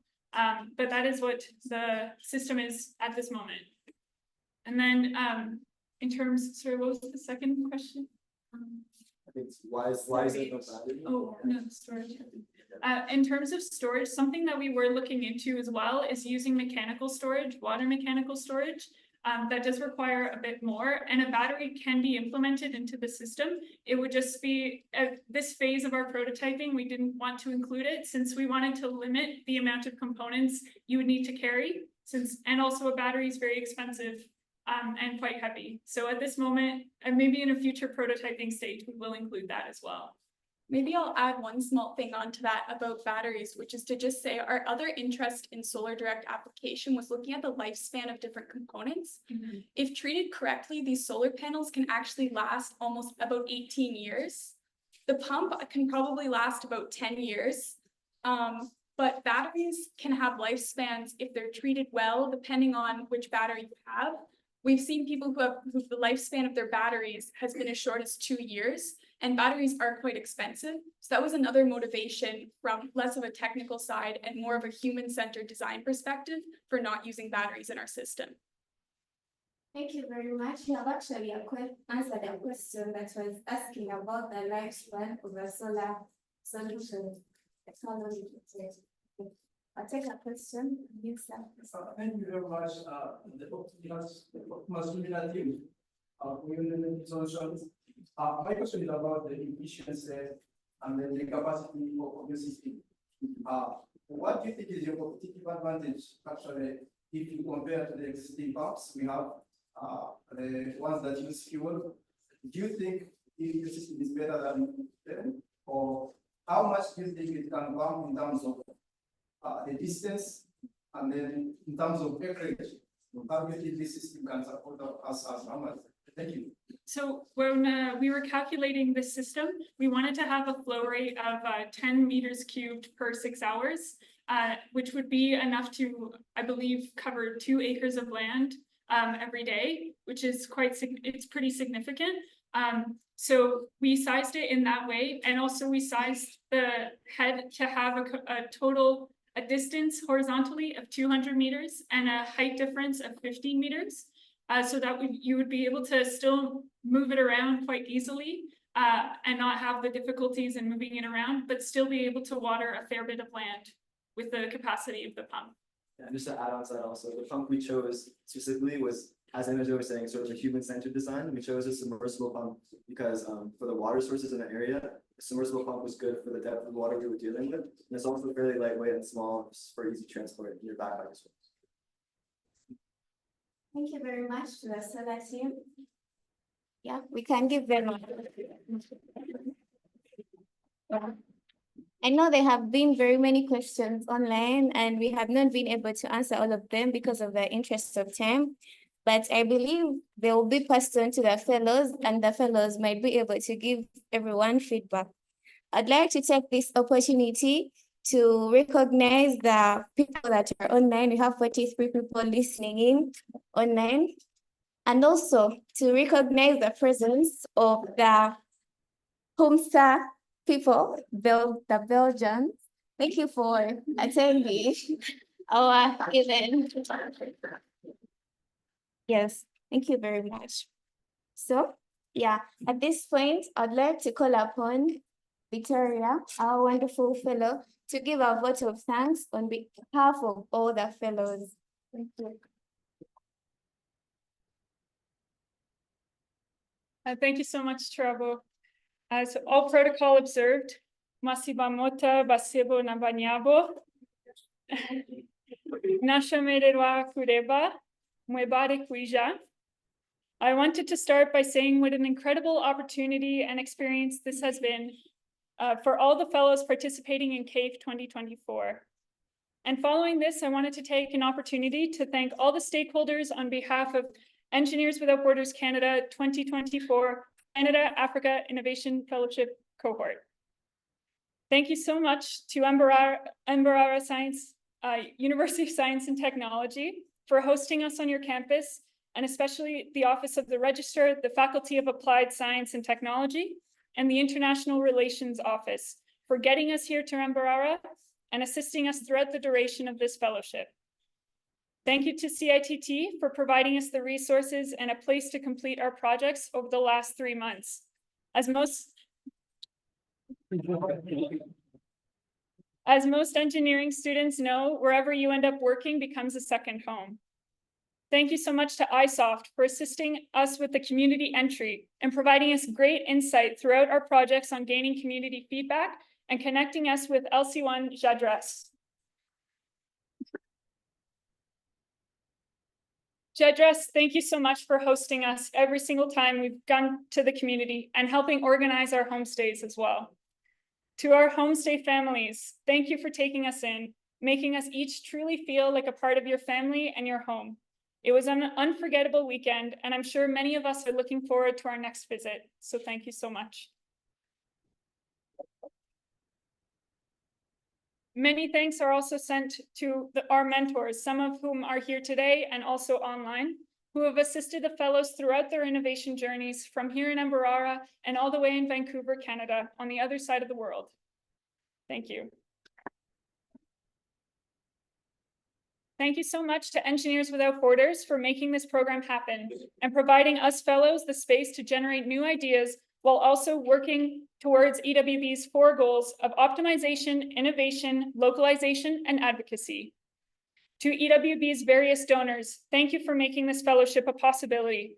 And to McGill University, McMaster University, Carleton University, and the University of Waterloo for making this fellowship possible for your students. A special thank you goes to PCL Construction and EDC for continuing to support the Carleton CAIF Fellows from even before this 13-week fellowship started and continuing to support us today. A massive thank you goes to Shivani, Jennifer, and the whole fellowship team who have organized this fellowship and have supported the fellows from across the seas in Canada.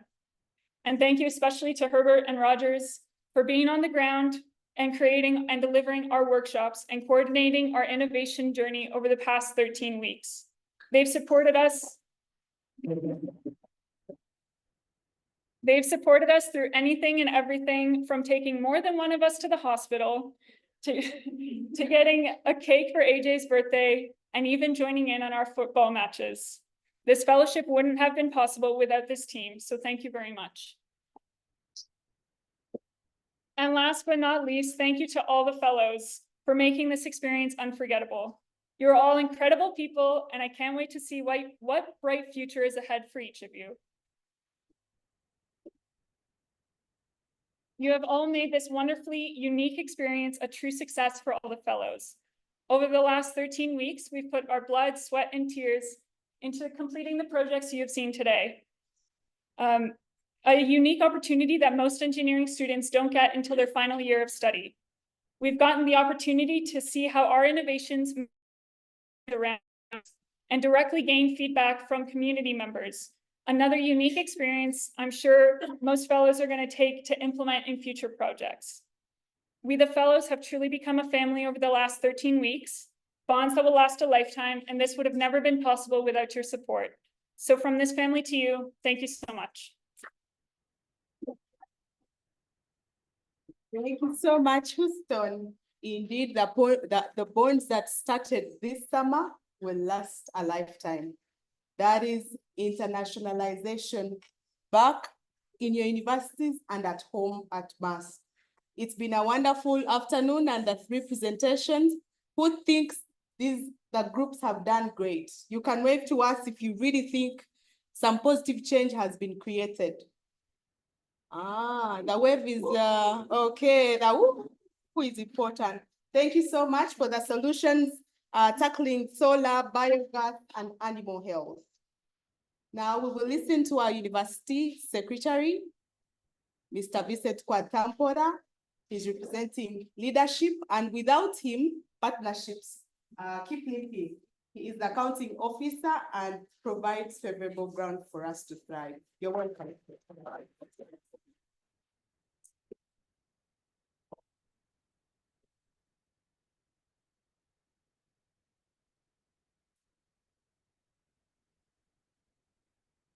Yeah, thank you, Sheila. Good afternoon, everyone.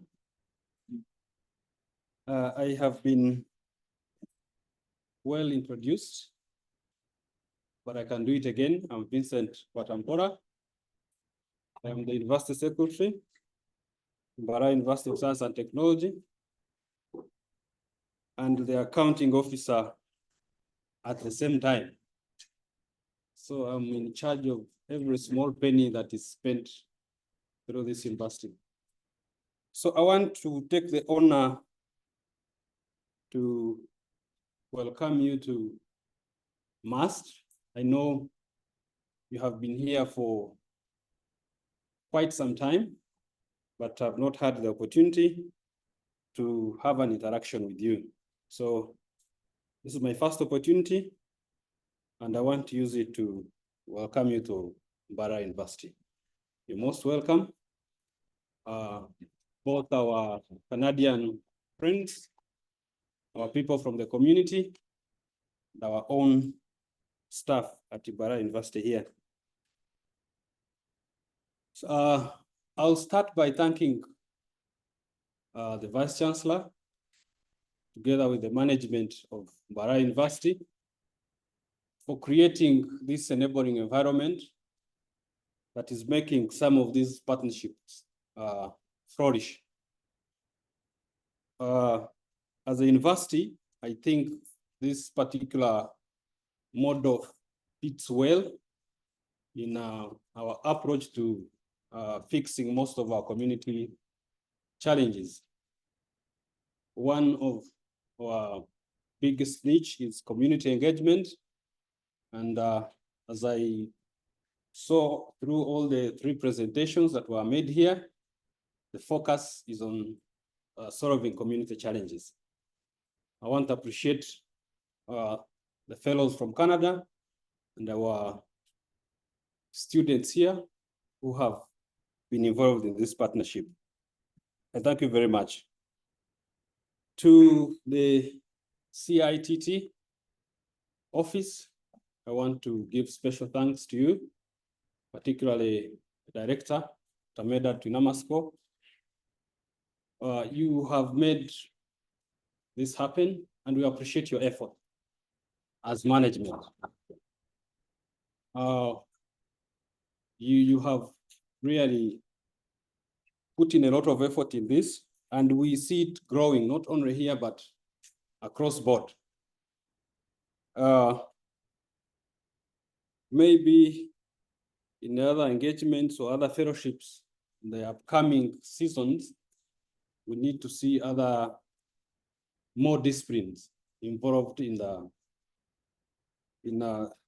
such kind of projects. I also want to take the opportunity to thank the Public Relations Office for coordinating this, for taking care of our visitors, and making them feel at home. I imagine they are taken good care of. Thank you, Sheila, our International Relations Officer, for the job well done. I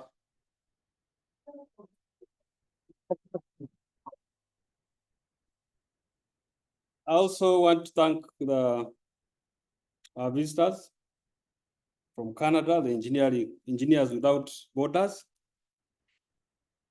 for choosing to spend time in Uganda, and particularly at Mbarara University. I'm sure we have learned a lot from this engagement, and we look forward to many more engagements of this nature in trying to solve our community challenges. I also want to acknowledge the support and effort of the different deans, the different faculties. I see Dean Wendo here. Thank you very much. Much of what I saw presented here resides in your faculty, and I'm very grateful for this. And again, we look forward to many more engagements of this nature. I've seen three presentations. The first one was a Nyana Health team about animal health, the BioG team, the biogas solutions, and the Optimus Lumina team on irrigation. My office has supported all these engagements, of course, from the back, and I'm glad that this all went well, and eventually we're having these presentations pointing to solutions for some of our community challenges. Outside here, I'm a cattle farmer, and all these three items that were presented have a bearing in solving some of our farming challenges as a community. And one of the major challenges we have as farmers is the East Coast fever. It's very costly to treat. You can lose quite a number of animals. But if this intervention works as presented, it may or it will enhance our chances of early detection. And with early detection, you're sure the cost of treatment will be low and the survival rates will definitely go up. So I want to thank the teams for taking their time to come up with these solutions. And I want to request Dr. Medad that we really push some of these innovations, be helpful to the community.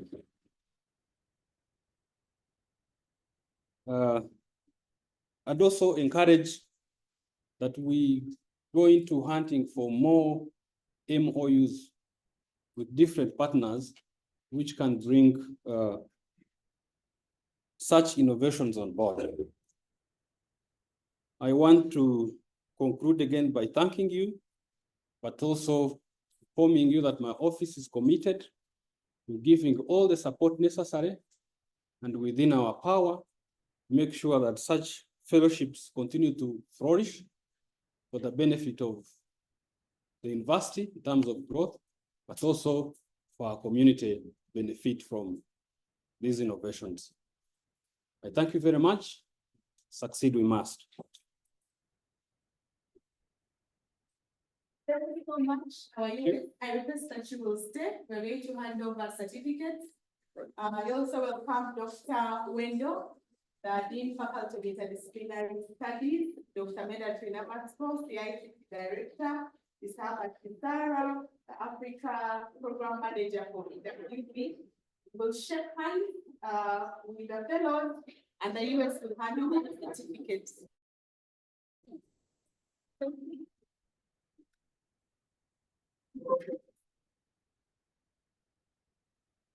We appreciate you so much, US, for your commitment. With your office, we are going beyond the borders. Dr. Wendo, okay. Oh, no, you. Yeah. Okay, can the online team still speak?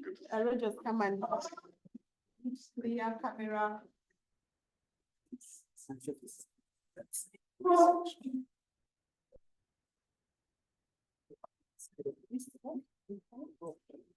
So we'll call the name of each fellow. We will start from Dr. Wendel's side, shaking hands, and then receive a certificate. Chilabo Ann Mary. And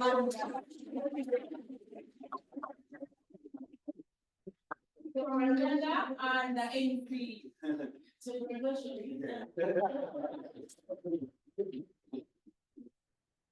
We'll see some poses as people come. Then Rooney. As we call professor and investor, right? Gloria Kataike.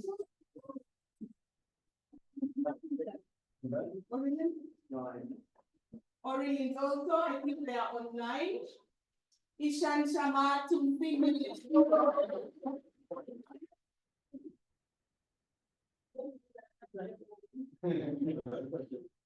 Helena Sell.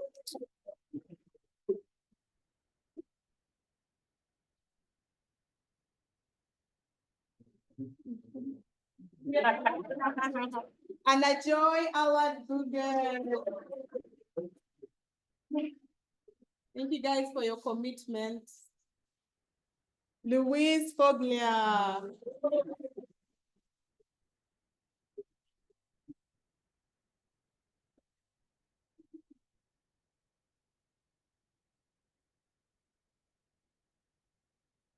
Mugabe Fortunate. Some pause, some move, Fortunate, go.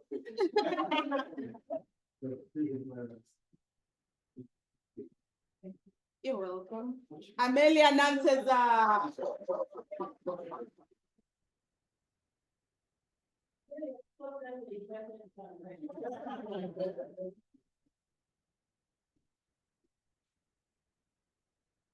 Archmedis Prince.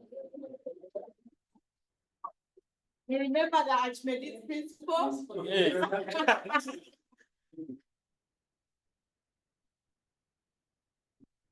Bamkunda Joanita.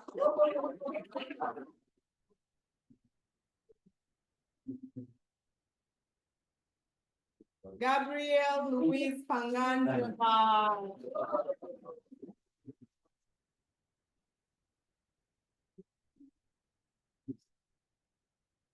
Victoria Houston.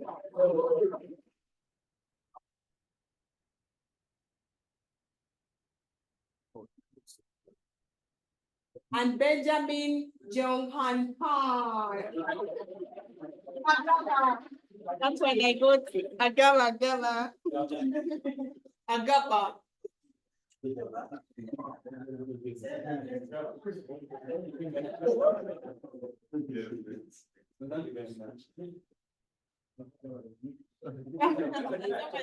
The US. Thank you very much. We will now have a group photo, but just before it, Sima, you can say bye to the online team. Remember, it is 7 and 8 a.m. in Canada. They have to go to work. But thank you very much. We are grateful that you've been with us. Yeah, thank you so much for our audience in Canada and Uganda, all the families that have joined, everyone that supported us through this whole process. None of this would be possible without you. And for the Canadians, I hope you get to work in time. Thank you for joining.